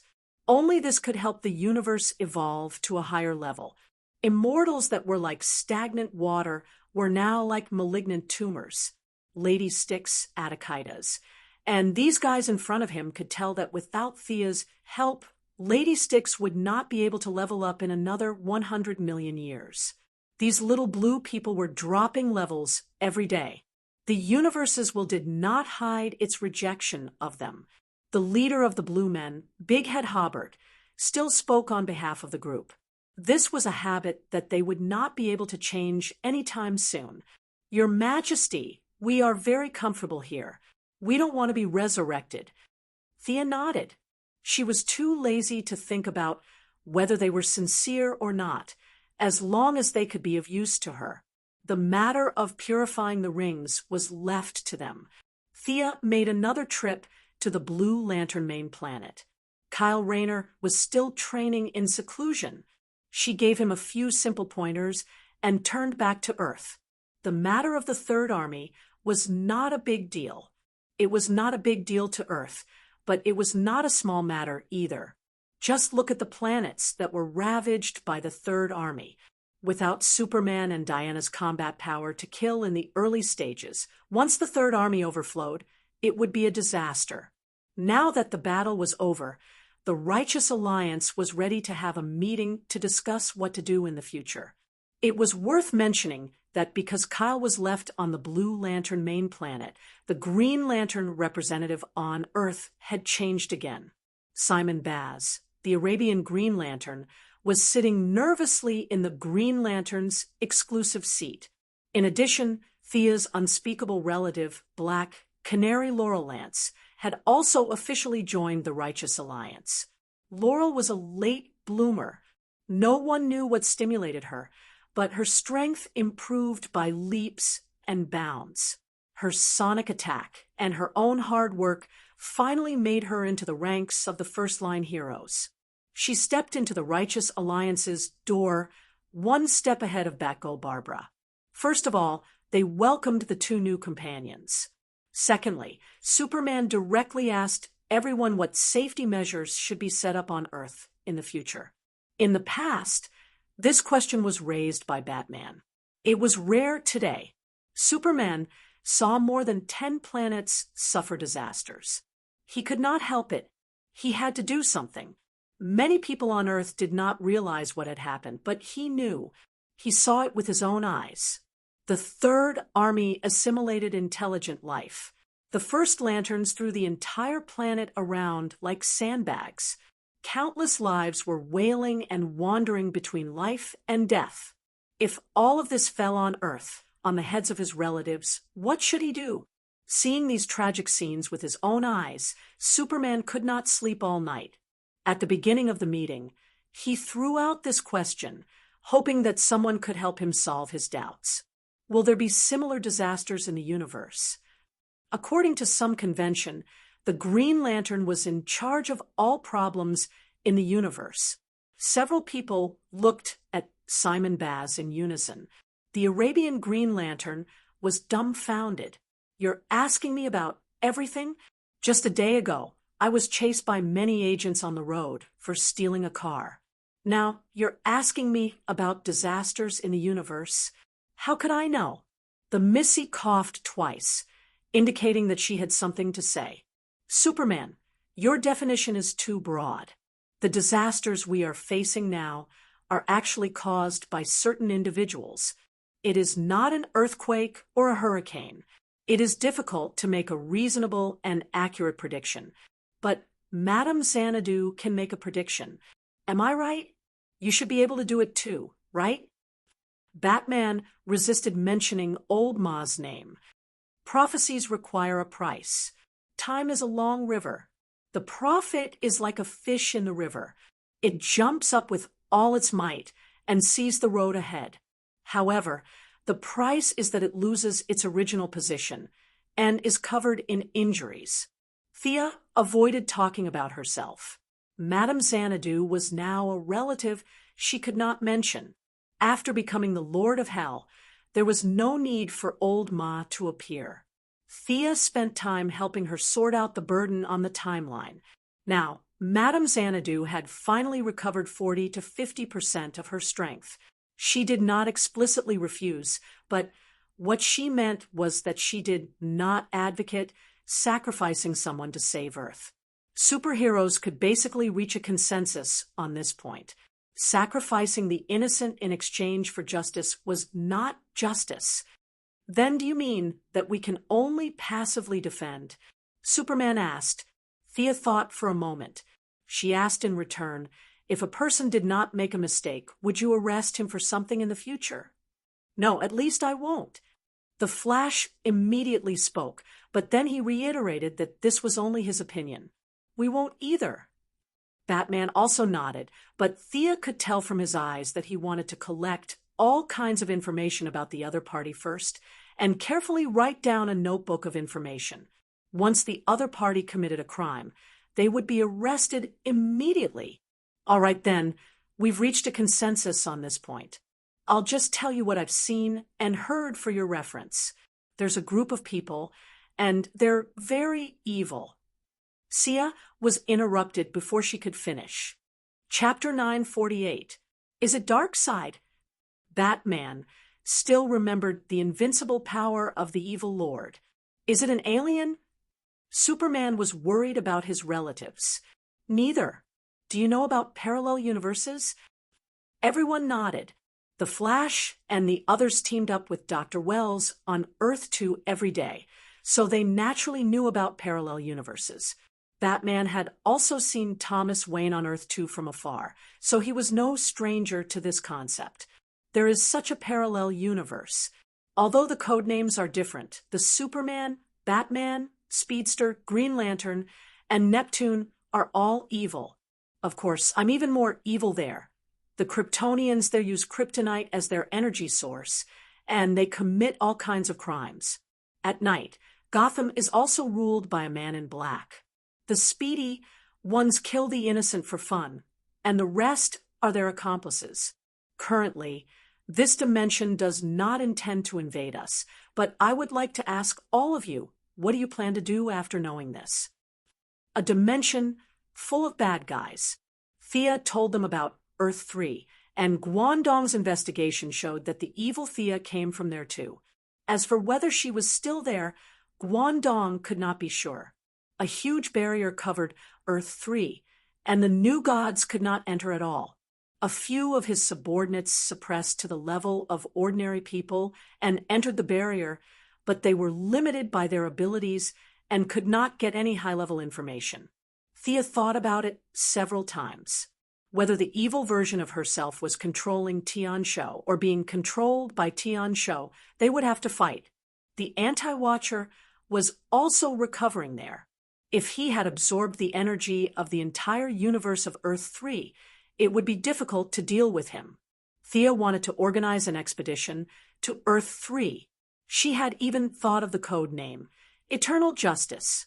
She was working on her plan, and the people of the Alliance were also digesting the information she told them. They did not provoke us, and we're going to fight them? Was this the act of a hero? Everyone was thinking.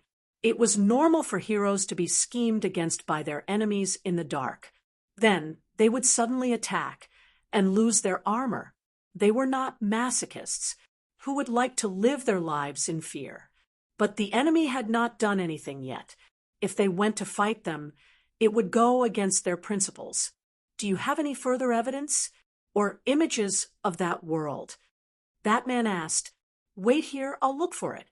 After saying that, Thea closed her eyes and scanned the entire Earth with her psychic power. All kinds of shielding devices and black technology were useless in the face of death. She quickly found the target. Spatial displacement was too easy for her. As long as the target stood in front of people, everything would be revealed. However, There was still a small problem in the alliance that needed to be solved. She whispered a few words to Diana, and they quickly reached a consensus that this matter could be done. Thea gave Batman a strange look. The other party has already begun to plot against us. They sent 2 people to act as the vanguard. You can't catch them? Superman asked tentatively. The eldest miss chuckled. If this person walks into the Hall of Justice because his appearance is too obvious, then the true identity of one of us here will be officially exposed. Although she didn't say it directly, everyone knew that she was referring to Batman. The scene fell into silence for a while.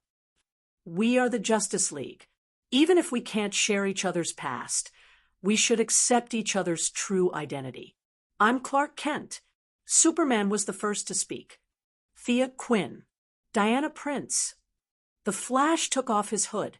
He had been waiting for this day for a long time. Barry Allen. The Green Arrow also took off his hood and said in a low voice, Oliver Quinn.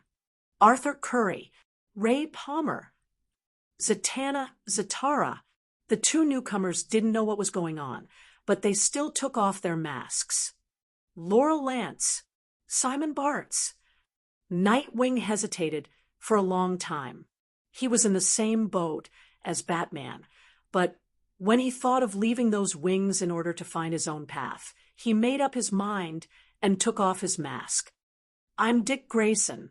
For a moment, all the pressure fell on Batman. He was a little tired, but also a little relaxed. Nightwing had been exposed, so there was no point in hiding. He finally took off his mask. Bruce Wayne. He hadn't seen the sun for a long time, so his face was a little pale. There was enough light in the Hall of Justice. Looking directly at the broken light through the glass, Batman felt a little awkward. In fact, many people knew his true identity. Now, he was just taking off his mask. He quickly adjusted his state of mind. He was very unhappy with Thea forcing him to state his position. He rubbed his forehead. Can you tell me now? Who are the people sent by the evil plane? Thea didn't directly teleport. She looked from afar again. They've gathered a few villains from Earth. Should I directly teleport a leader or pull all of them over? If all of them are pulled over, we have to prepare for battle. Was there a need to say that? Good and evil couldn't coexist. With so many heroes suddenly attacking a bunch of villains, was there anything more satisfying than this? Even the Flash wanted to fight. Right now, the young mistress clicked her tongue and expressed her appreciation for the heroes' enthusiasm for battle. She motioned for them to put on their masks. With a light tap of her finger, under Zatanna's respectful gaze, she quickly drew countless complicated lines in the air. Prepare to welcome our visitor from afar, Mr. Alfred Penisworth, from Earth 3. Hearing her say this, even though Batman had some guesses, he was still very surprised. He thought that it might be the counterpart of someone around him on Earth 3, but he really didn't expect it to be the old butler, Fu. If the other old butler stood in front of everyone as a bad guy, Bruce Wayne's disguise would indeed be lost. After the Azure teleportation array activated and the light disappeared, the 4 strangers panicked and found that they were surrounded by people from the Righteous Alliance. Batman immediately saw the old man standing in the middle. He looked exactly the same as the old butler, but his temperament was completely different. The old man's face was pale, and he was wearing a purple suit. The more he looked at him, the more familiar he looked. Thea seemed to know what he was thinking and gave him the answer. This Mr. Penisworth killed the clown on their side. Yes, the clown who fought against Batman's tyranny for freedom and democracy. A sense of confusion filled Batman's heart. The other party's evil aura lingered. Just based on his intuition, he felt that the other party was not here to discuss friendly relations and establish a harmonious parallel space. There was nothing to say. Let's fight. The heroes were sharpening their swords and were already prepared. A few villains wouldn't do. It was impossible to make the villains fight to the death without retreating. Even though the evil old butler asked them to charge together, they agreed verbally, but in reality, each of them had their own plans. Giantess, you open the way. Copperhead, you cover. Shadow Stealer, bring up the rear. The evil old butler quickly issued the order. Even though he was in a hopeless situation, he still didn't give up and was still trying to find a chance of survival. Chapter 949. The appearance of the woman called Giganteus could be said to be exaggerated. She had a head full of long, fluffy hair and bulging muscles. She wore a leather vest, and her entire body was filled with a murderous aura. One could not see the gentleness and charm of a woman at all. She looked like a bandit who had taken over a mountain and declared herself king. It was impossible to tell that she was a woman without looking closely. She took a deep breath, and her body expanded rapidly like a balloon. Soon, she broke through the human limit and moved toward a height of 5 meters, then 10 meters. Tisk, boring trick. The young lady sneered from a distance. If she was allowed to grow, her hall would be destroyed, and it would cost money to repair it. Considering the issue of justice, it was not convenient to use death magic, but casting a few transformation spells was not difficult for her. Thea was not as proficient in transformation as Circe, but she was definitely good at it. Let's go. Whether it was a technological mutation or a bloodline mutation, with a shrinking spell, the opponent's body returned to the size of a normal person. Laurel, who had just joined the team and was eager to make a contribution, rushed forward with a whip kick. I've collected information about these 3 guys. The woman is a giant morphing woman who mutated due to a blood disease. Copperhead is good at military combat and jujitsu. There's not much information about the other Shadow Stealer. He should be a psychic.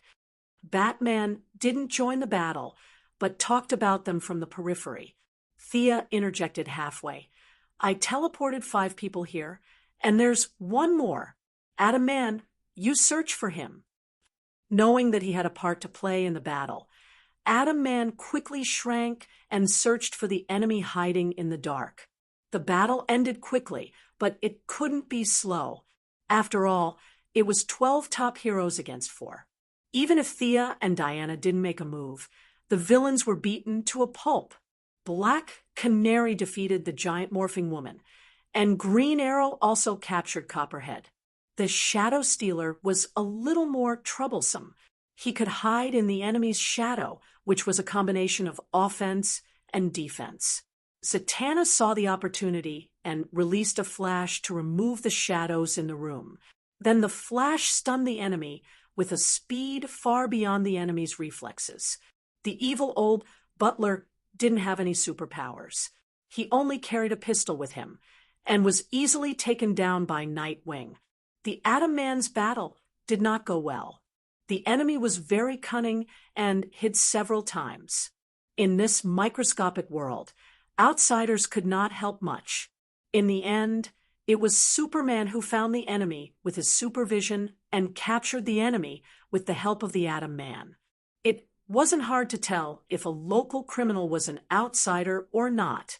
What Batman knew definitely belonged to the locals, and vice versa. That was how authoritative Batman was. Copperhead Snake, Gigantified Woman, and Shadow Stealer were all people who betrayed their own plane's information and acted as accomplices for the sake of benefits. Their actions were greatly despised by the heroes. Thea was in charge of contacting them, and all of them were imprisoned in the Heaven's Eye Society. Let Black Amanda have her way with them. After the accomplices were sent away, the 2 main culprits became the key points. Ray Palmer untied the belt of the original child. It was her shrinking equipment. Without the belt, the original child finally returned to her normal size.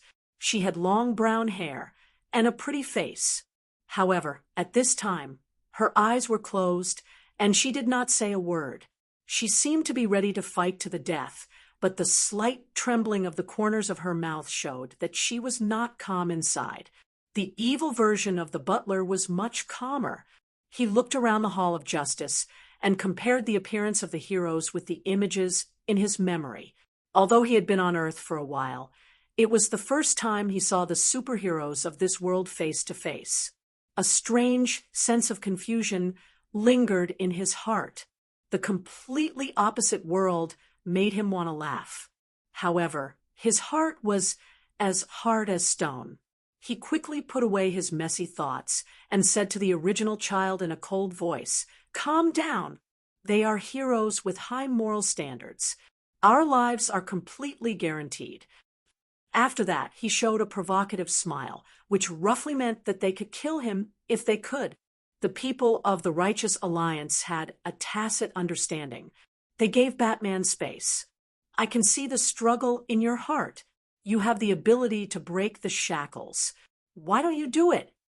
The evil old butler's voice was somewhat bewitching. He looked at Batman curiously. The people of the Righteous Alliance did not react. If they could be bewitched by a few words, Batman would not be Batman. Thea was even more relieved. Among all the people and gods she had met, Batman's willpower was the best. It did not mean that the stronger the power, the stronger the willpower. It seemed to be inversely proportional. She was a good example. Ghosts, strangers, they all had low willpower. The longer you lived, the lower your willpower. It seemed to be an iron law of this world. Batman looked at the evil old butler curiously. "You don't know me. Not at all. The one in that evil world should not be me.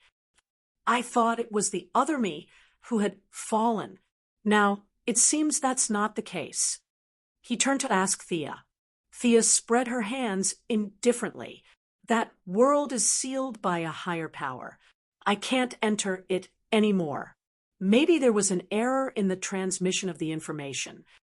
If you want to know more, magic can help you pry open his mouth." Batman thought about it carefully. "No, let me interrogate him alone." Then he pulled the evil old butler to the next room. The rest of the people could not help but look at the original children, but no one proposed to torture them. Women did not know much and participated in the core information. This was the common view nowadays. How many men were there in the heroes, and how many women were there? How many men were there in the villains, and how many women were there? How many men were there in the big bosses? Were there any women other than Thea? Women were looked down upon in this world, or rather protected. They were basically there as assistants. Except for the Atom Man, who was studying the original children's belts, the rest of the people were either resting or chatting with each other. For example, Olivier and Laurel, who had been lovers in the past, had all kinds of disputes. Now that they were in the same room, Sia felt that the relationship between the two of them was awkward. However, the two of them were chatting and laughing, and their conversation was quite good. Superman and the Flash also talked about the evil Kryptonians and the evil Ultralisks. Batman soon came out. He did not look too good. He took the original children away and interrogated them separately. When he returned to the hall, he took off his mask, put his hands on the table, and organized his words. Bruce Wayne in that world was shot when he was young. Now, the person who rules Gotham is a guy called Night Owl, a member of the Wayne family that does not exist in this world. He is my brother, Thomas Wayne Jr. Night Owl's assistant is also Nightwing, the evil gang member Richard Grayson. In addition, a Kryptonian also landed there.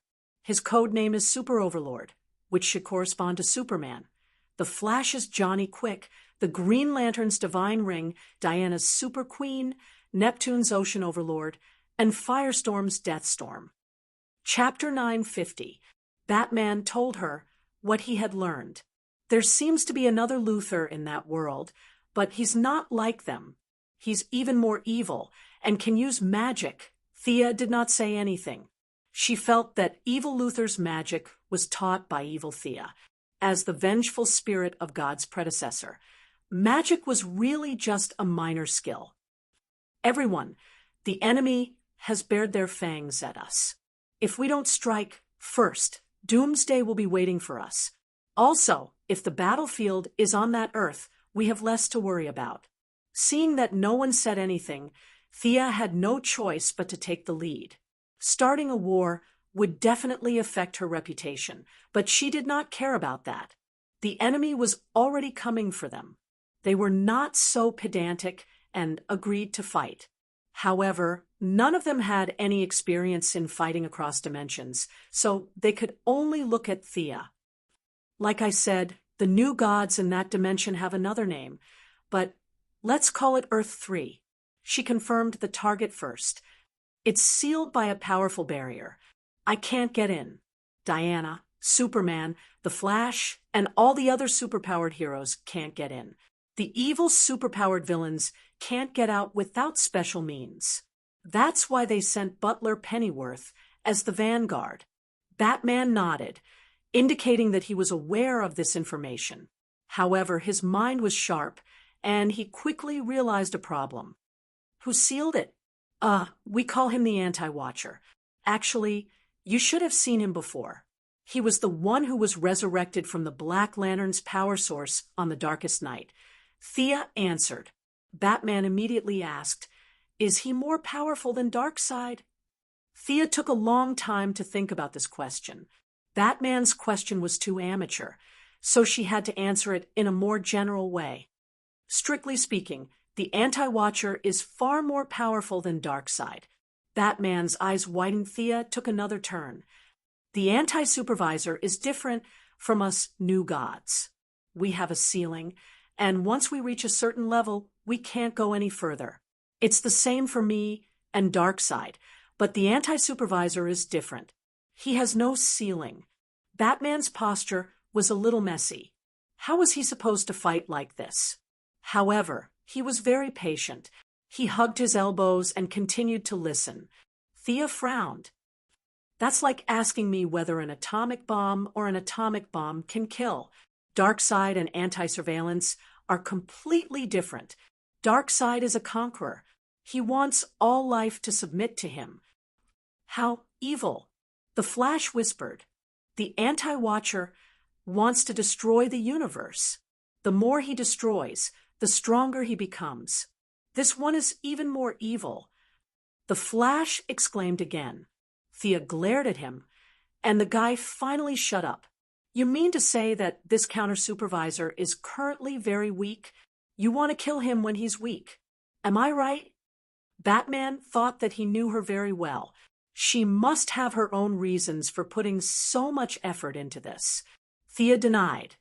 The Anti-Supervisor is not a threat to me. I can say that he's not much of a threat. If I just sit back and do nothing, we have no conflict of interest. Destroying the multiverse is a mission engraved in his soul. He's like a program, tirelessly destroying one universe after another. Every time he destroys a universe, he absorbs all the power of that universe. That's the source of his power.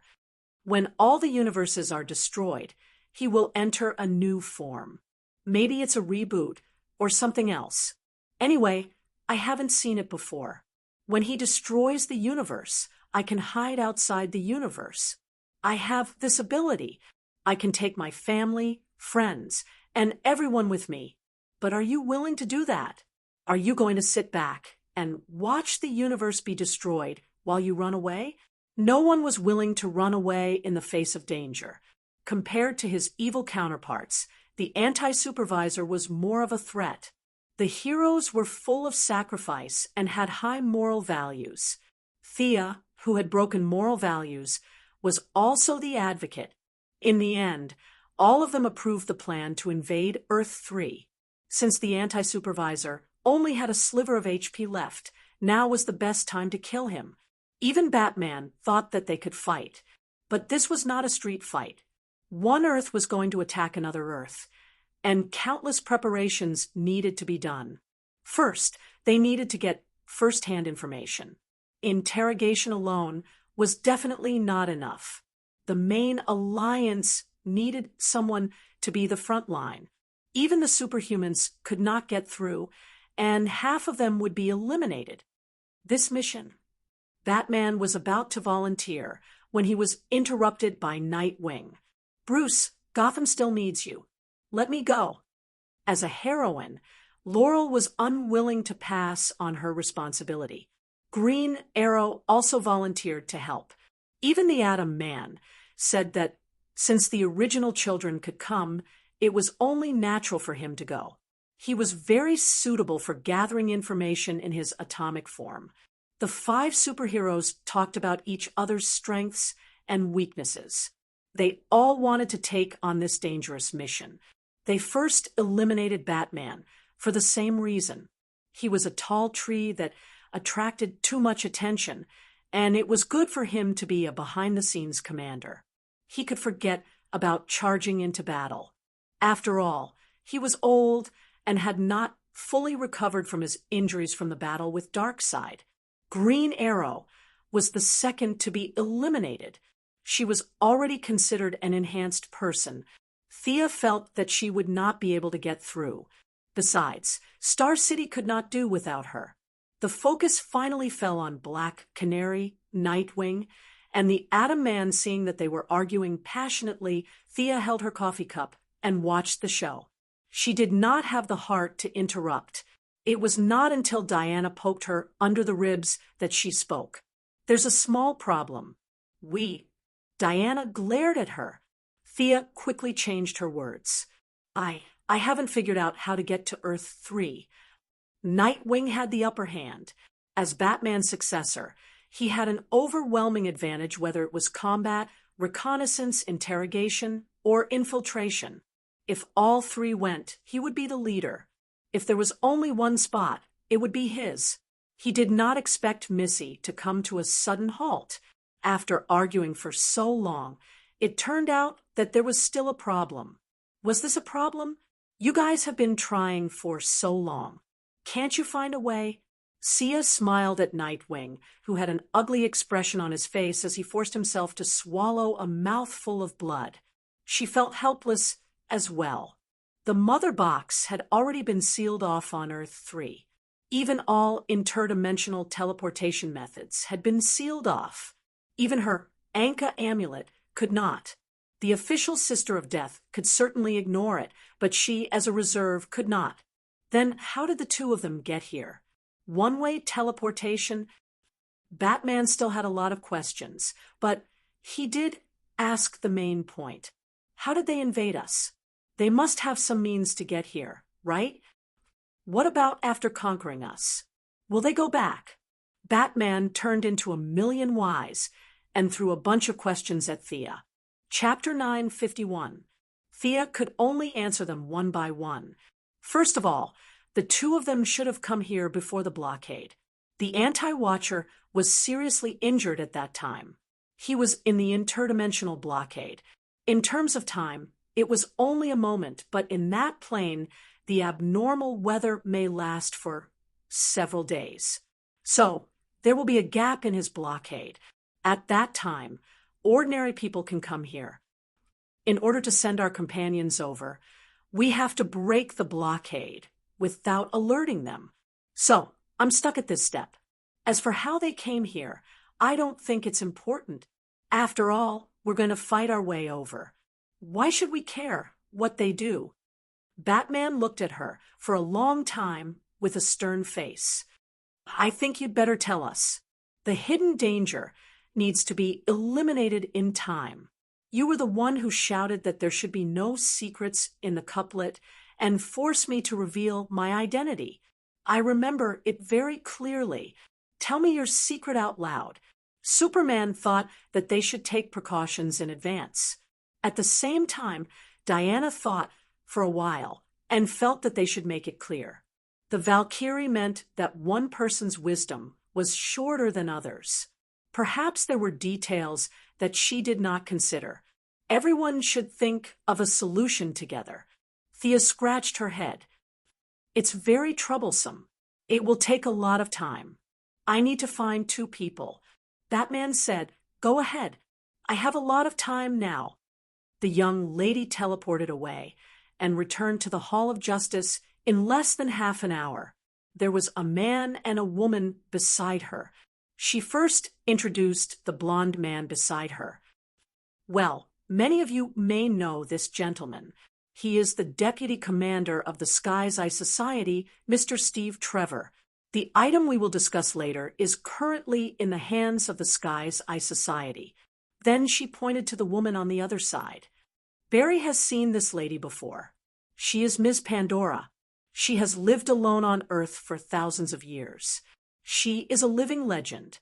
After that, she signaled Steve to open the box he carried with him. Superheroes had a good reputation. Steve was not worried about the safety here. He opened the metal box he carried with him. Wearing heavy gloves, he took out a dazzling golden skull. "Damn it, you didn't tell me." This is what he brought with him. Pandora, who was still a little nervous, quickly pulled out 2 guns. It seemed that she was ready to fight another non-existent enemy. Thea comforted her and told her that it was safe here.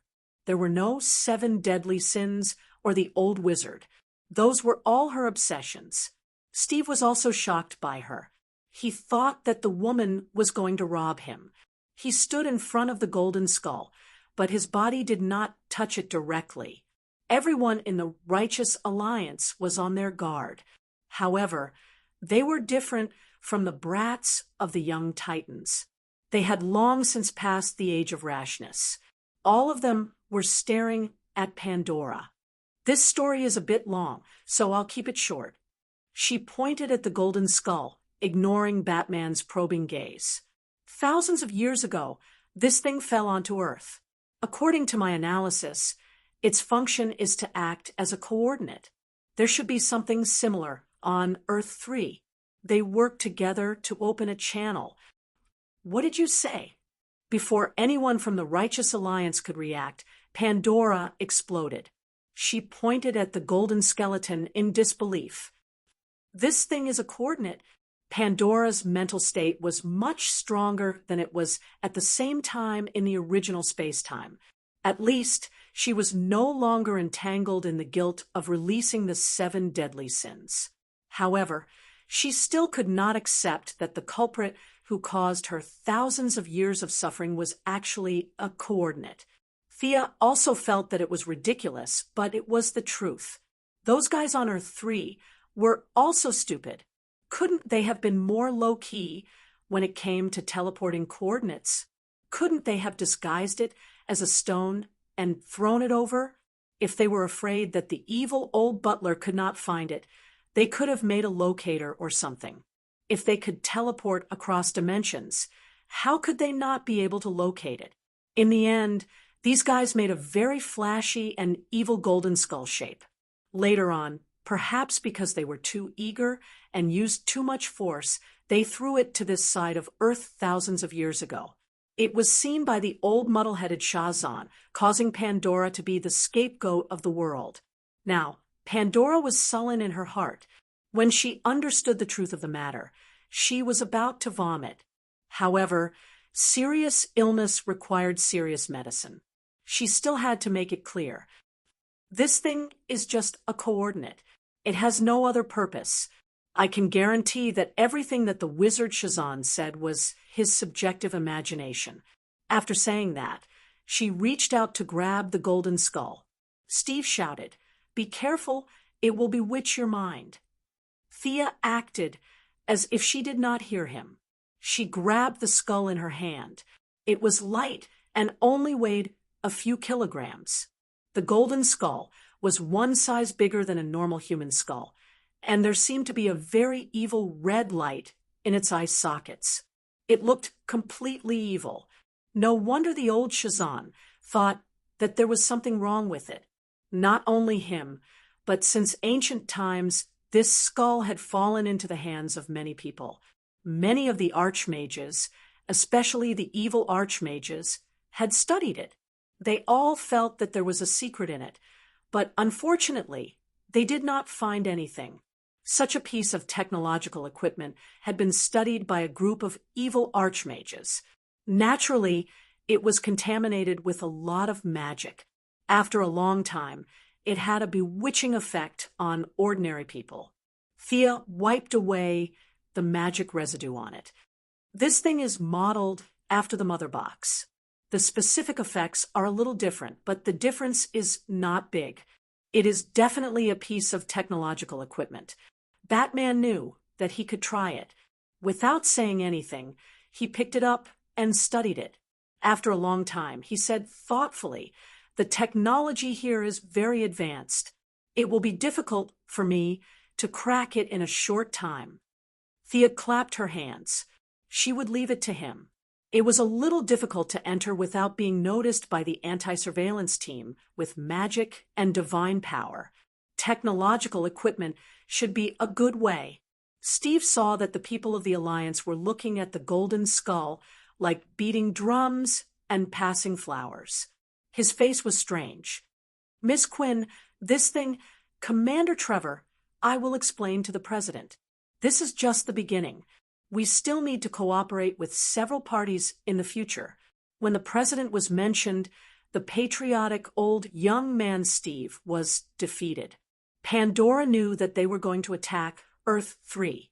Filled with righteous indignation, she said that she would also join the battle and seek justice from the culprits who had harmed her life. Several technological heroes and Batman worked together to study anti-teleportation. Before Thea left, she called Batman again. "Tell Alfred to get ready. I think the Pentagon will most likely send him a message. You want the army to go too. How fresh. We can't just go with the 12 of us, right? There is also a government in that world.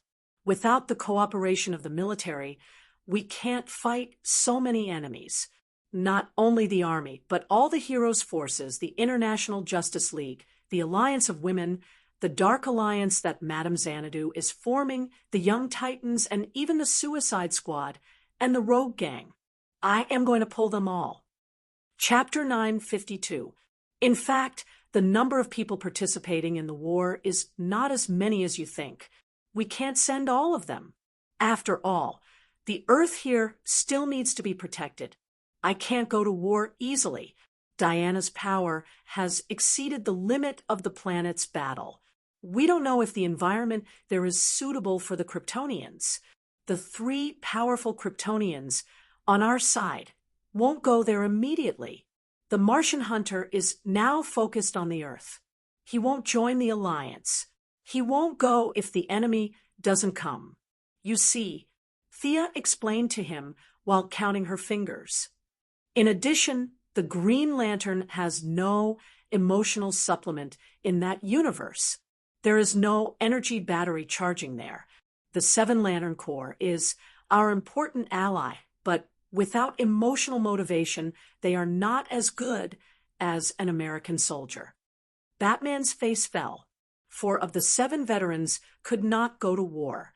The Flash was the only one who could fight. "You mean to let ordinary superheroes take the lead?" "No, I'll think about the 7 Lantern Corps later. They have to participate in the war. The environment of the Earth, there is not easy to judge. Now, it's just a preliminary plan. Everything has to wait for the results of the investigation before it can be confirmed. This is a war, not a fight against street crime." She was not telling the truth. At her current level, she had a vague idea of many things. Besides, she had worn a white lantern before. Many seemingly mysterious matters had their own explanations. Every universe actually had its own operating laws. For example, the current universe was righteous. It had to be righteous. No matter how evil jumped around, it would definitely be defeated in the end. This was the rule of the universe. The 3 laws of the Earth were evil. No matter how hard the righteous tried, they would fail.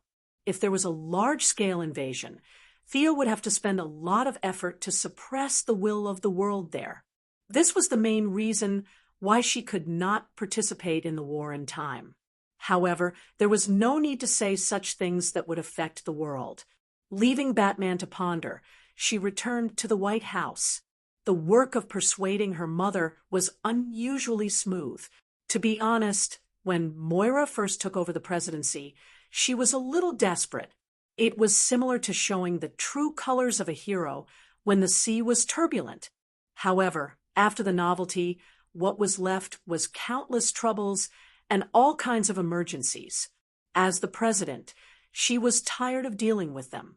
Now that she heard that they were going to fight the enemy outside the country, she fully supported it. Superheroes had to wait for a while to consider moral factors, reputation, and a lot of other issues.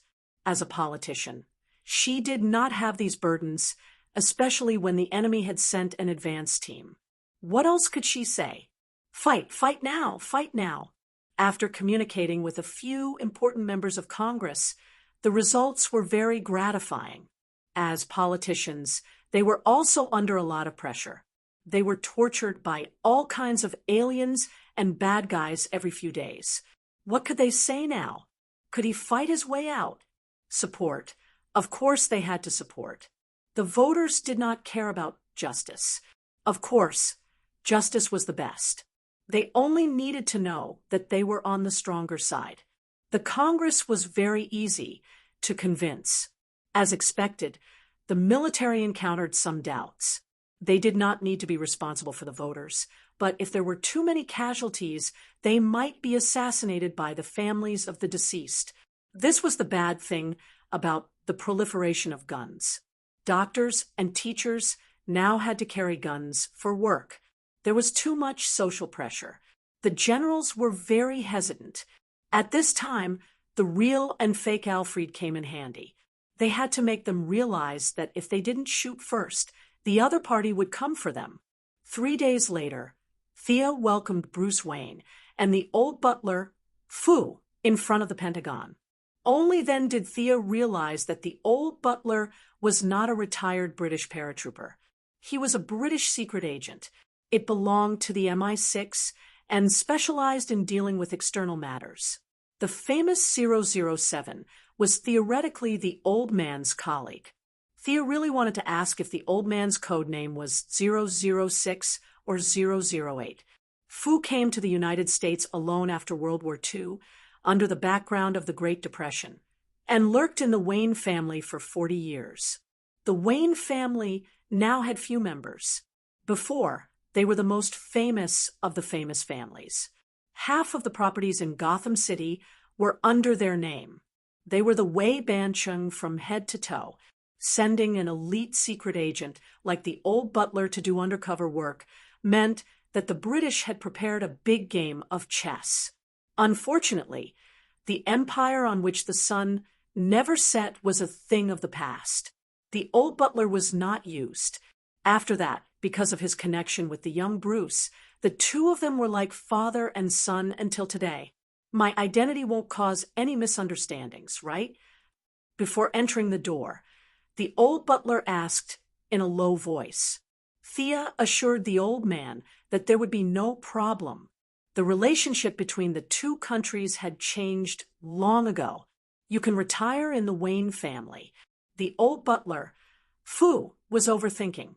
The generals did not care at all whether he was a British secret agent or not. Of course, it was also because he was too old. Such an old man. And with Thea and Bruce's face, they could not search him and force him to answer. The military was more pressured than the White House and Congress.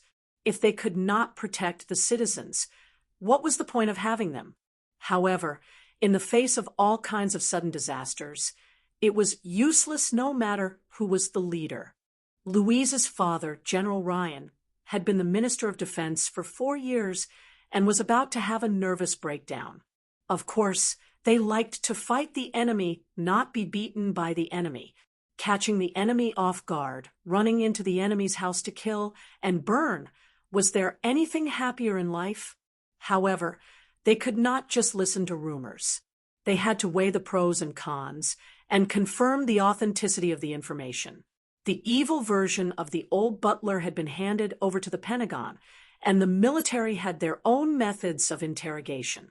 Now that they saw the kind version of the old butler, the generals could not help but be amazed. It was not that they did not know about the parallel universe, but they had always felt that it was very far away.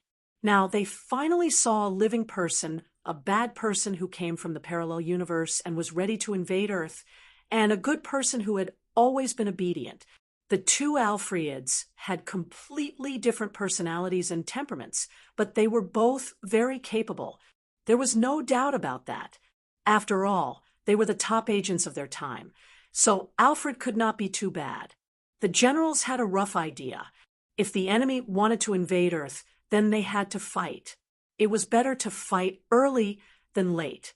However, they were just support, and the decisive power was still on the side of the heroes. The reconnaissance of the advanced troops was very important. Batman continued to study the reverse channel. It was not difficult to open it, but the difficult part was to open it without attracting the enemy's attention. Nightwing's job was to hide and investigate, not to invade. Batman's progress was not that great. Later on, after a discussion with the elders, they added Luthor to the team. His intelligence was not to be underestimated. When he heard that they were going to invade another Earth, Baldy Luthor was very interested and came to help with the rations. Superman emphasized that this was not an invasion, but a battle to defend their home against evil. Luthor scoffed, but he did not argue with the Righteous Alliance. They could call it whatever they wanted. With the addition of Luthor, Batman, and Mr. Excellent, the three most intelligent scientists on Earth worked together to decipher the Golden Skull at a much faster speed. Chapter 953.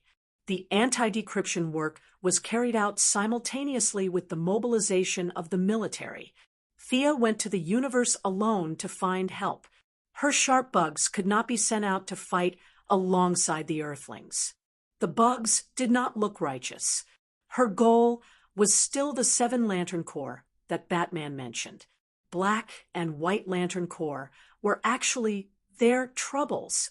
She had helped them a lot, and they had to contribute to the dimensional war. However, the Lantern Corps could not use the Lantern Ring in the parallel universe. After a few discussions, the 4 advisors of the underworld helped her solve this problem. The Lantern Ring was filled with countless emotions. It could replace the main energy source and provide energy remotely. It could purify the ring and provide ammunition support. Thea felt that this was a good idea. The 7 Lantern Corps had enough mid-range and low-range combat power, but they were completely lacking in high-end combat power. It would be difficult for her to deal with the anti-supervisor and the evil Sia by herself, so she had to find a helper. After searching the multiverse for 2 days, she found the spirit. She went straight to the point and asked to destroy the eclipse. The spirit looked at her for a long time before saying, "Okay." Thea almost fell. "Okay, I'm here to ask you to be my fighter. Why are you acting dumb?" Now that she had the confidence, she would not be able to win if they really fought, but the gap was not as big as before. "Are you willing to be my host? I can increase your power infinitely." The spirit was silent for a long time before suddenly saying this. Thea was stunned. She actually thought about it. She had to admit that this was a very tempting offer. The spirit was limited by the strength of its host. The stronger the host, the more power it could unleash. If it chose Thea, who was half a level lower than it, as a host, it would be invincible. That would be practically invincible in the world. Their strengths were not added together, but multiplied together. By then, Darkseid and the eclipse would not be a match at all. Thea's eyes were full of splendor. If she could merge with the spirit, she would not be afraid of Lucifer, the Son of God. Unfortunately, the power did not belong to her. It belonged to God. Sia didn't have much ambition. She wouldn't stand on the road and shout, "Heaven doesn't cover my eyes. Earth doesn't bury my heart." She just wanted to be herself. The road ahead was vast, but it was not a dead end. There was no need to walk the path of God. She sighed, her eyes full of regret. "I'm sorry, I just want to be myself." Let's talk about the heavenly eclipse. Ghost was still expressionless. He seemed to know that she would refuse, so he quickly changed the topic to Tianshi. How are you going to deal with him? Thea really wanted to say, you go up and fight while I take advantage of you from behind. However, she also knew that this was not appropriate. The spirit boss just didn't want to talk nonsense. She wasn't stupid. She had done a lot of homework in advance, but she still wanted to know what kind of existence the heavenly eclipse was. Does he have any weaknesses? Tianshi is the vengeful spirit of God. He is my predecessor. In his current state, he cannot use his full strength. Seeing that Ghost was about to reveal something, Missy immediately asked, why? His true body is still sealed in the heart of darkness. Who sealed it? God. Thea was instantly speechless. However, she also cursed in her heart. The boss was very powerful, but his sealing skills were probably not up to standard. The seal was so weak. How could this guy escape? Ghost continued, the heavenly eclipse will invade the negative emotions of life. You have to be prepared. Thea expressed that this was not a problem. Heroes were all strong-willed. They ate, slept, and fought against negative emotions every day. If the heavenly eclipse only had this ability, he would not be far from death. Is the heart of darkness still there? Can we reseal it? Missy was too lazy to gnaw on a hard bone. This was not a game. There was no drop from the first kill. It was dangerous and tiring. She really did not want to fight. If they could reseal it, it would be much easier. However, she also knew that it was not that easy. Sure enough, Ghost spoke again. The heart of darkness is the heavenly eclipse. They are already won. Thea frowned. Did this guy mean that the seal would not work? The heavenly eclipse was sealed in the stone by Boss God. He could not escape, so he used a stupid method to turn the stone into a part of himself. She had to admit that this guy was very smart. What is the heart of darkness made of? Is there more in the universe? She continued to ask. How big of a deal is it? If it corrodes the small stone, we will find a bigger stone to seal it in. We will seal both the heavenly eclipse and the small stone together. If he continues to corrode, we'll just have to find an even bigger rock. We will have enough stones. Let's see who can outlast the other. Ghost's eyes were filled with uncertainty. The heart of darkness is a supreme creation. It will not be left in this world. I advise you to give up on this plan. As long as it is separated from the host and no life forms come into contact with it, it will be fine. Thea had reservations about his words. If it was really a special stone, how could it be corroded from the inside by the heavenly eclipse? Putting herself in his shoes, God was so busy. He probably did not care about the heavenly eclipse.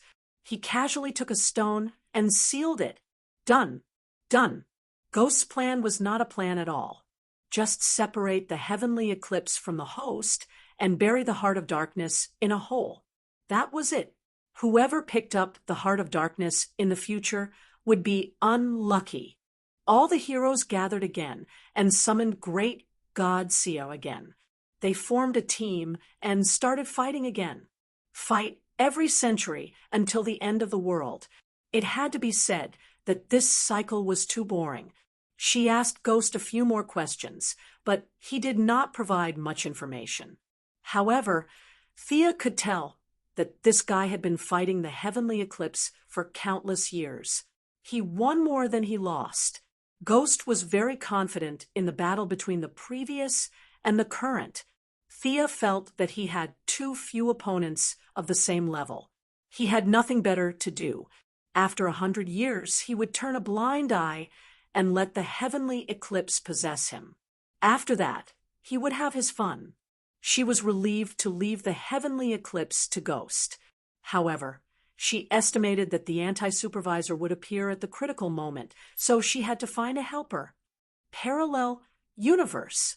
According to the non-famous division, this should be Earth 10, which could also be called Earth X. because Karl Air landed in Czechoslovakia, Germany won World War II, and history changed beyond recognition. However, in the mother box of the new gods, this was not the division. They had their own way of naming. Countless apocalypse demons descended on this universe. Because they were afraid of a certain big boss from Earth, they went around Earth and went far away. Pooh! The Great Plains wolf killed the resistance with an axe. He wiped the blood splattered on his face and enjoyed the enemy's hateful gaze. This was not because he was despicable. If he did not get scolded every day, he would feel uncomfortable. It was because the divine position required him to do so, create hatred and absorb hatred. Hatred was the source of the Great Plains wolf's power. Chapter 954. The battle on Earth, the battle on the Apocalypse Star, the battle in Hell, and so on had caused the Wasteland Wolf's divine power to reach rock bottom. In order not to drag Nephew down, or to prove that he was still useful, he seized every minute to stir up trouble. The more hatred he accumulated, the faster he recovered. The continuous battles gave him a vague understanding. He seemed to have touched the position of the god of fear very vaguely. In order to become stronger, he waved his big axe vigorously. He didn't need the help of the soldiers. He killed the people who resisted with his axe, leaving corpses everywhere and blood flowing like a river. He wiped the blood off his face. The bloody slaughter was very satisfying. It cleared his mind and restored his confidence. Apart from those cheats, he was still the wasteland wolf who dominated the world. He bent his knees slightly and held his axe with one hand. He clenched his other hand into a fist and punched his chest. He howled to vent his frustrations. Ah, cough, cough. Halfway through his shout, he saw a portal open beside him. A beautiful goddess dressed in black appeared beside him, looking at him curiously with her spirited eyes, as if he was a retard. The wasteland wolf felt his breath catch in his throat. He almost vomited blood. He wanted to turn around and curse or even fight, but he didn't dare. He could only stay on guard with an ugly expression. By the way, are you practicing martial arts here? Thea looked at the corpses on the ground that the wasteland wolf chopped up like melons. These creatures were hairy and looked like spiders on Earth. However, they had 4 legs, long fangs, and hairy legs. They had nothing to do with beauty. She pursed her lips. With such ugly looks, the heroes on Earth probably wouldn't come here to seek justice. This world still cared about appearances. I have something to discuss with Darkseid. Help me ask him out. She sounded like she was talking about something trivial. The wasteland wolf didn't dare to agree on his boss's behalf, but he couldn't refuse. He could only say that he could pass the message. This was considered safe. Whether Darkseid agreed or not, she couldn't eat him. He wanted to know more. The goddess of death was willing to work with the evil lord. There must be a huge benefit behind this. Seeing that Thea didn't show any hostility, he quickly thought about it. He wanted to know more. What do you want to talk about? He asked in a strict manner. The anti-life equation. Thea's words were shocking. As the oldest new deity, the wasteland wolf's strength was a bit weak, but his knowledge was not ordinary. If it was a great warlock, the kindly grandmother, and the others most likely would know what the anti-life equation was, but he knew. You actually know about this. Do you know where it is? He asked anxiously. Thea smiled faintly. Why? Do you want to snatch it too? Her words were vague, but the meaning behind them was the same. You're not worthy. The anti-life equation is also very useful to you, right? Why don't you keep it for yourself? The Great Plains wolf put himself in his shoes. If he knew this news, he would definitely snatch it without a second thought. Firstly, that thing is too dangerous. Secondly, it's too dark and doesn't fit my path. Sia was telling the truth. She really did not want to touch the anti-life equation. This was an ultimate power of destruction extracted from the depths of the anti-universe. If her death was mixed with it, then an earth-shattering dark demon that could destroy the multiverse would definitely rise. She had a clear understanding of what kind of power she could and could not take. She had already walked far enough down the path of darkness. If she was given the anti-life equation, her path would be dark all the way. In order not to lose herself, it was better to take back some of it. Her goal was to obtain the anti-life equation that was filled with positive energy. It was not easy to obtain the anti-life equation.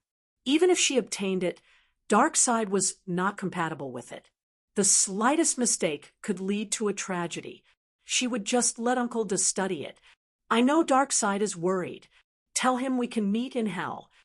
Thea teleported away after she finished speaking.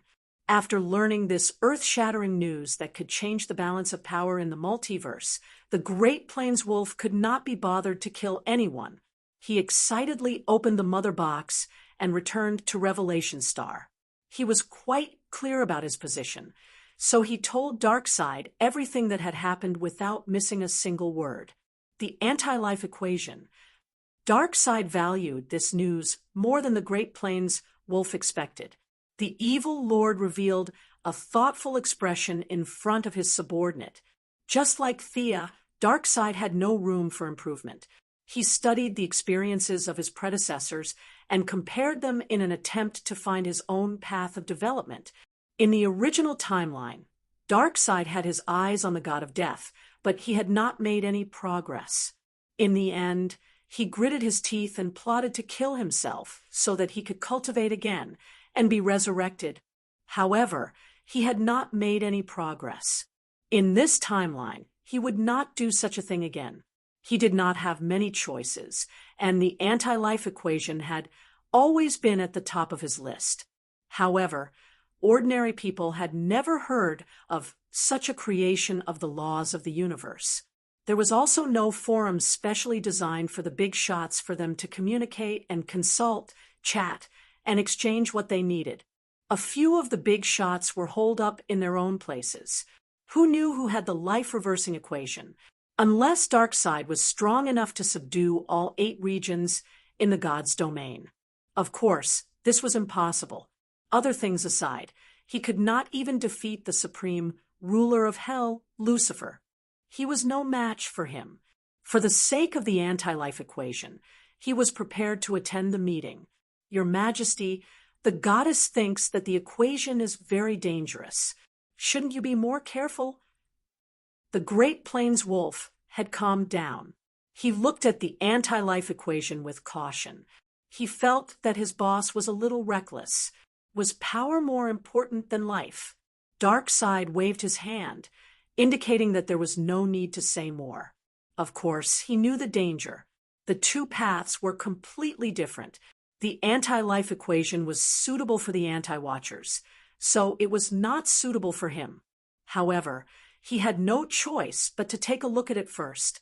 However, there was no need to discuss this with his subordinates. He sent the Great Plains Wolf to be the vanguard. He did not dare to go to a place like hell with his main body. Thea probably did not dare to go there either. Choosing to meet here was very suitable. Even if they did not come to an agreement, they would not fight. The boss of hell was too strong.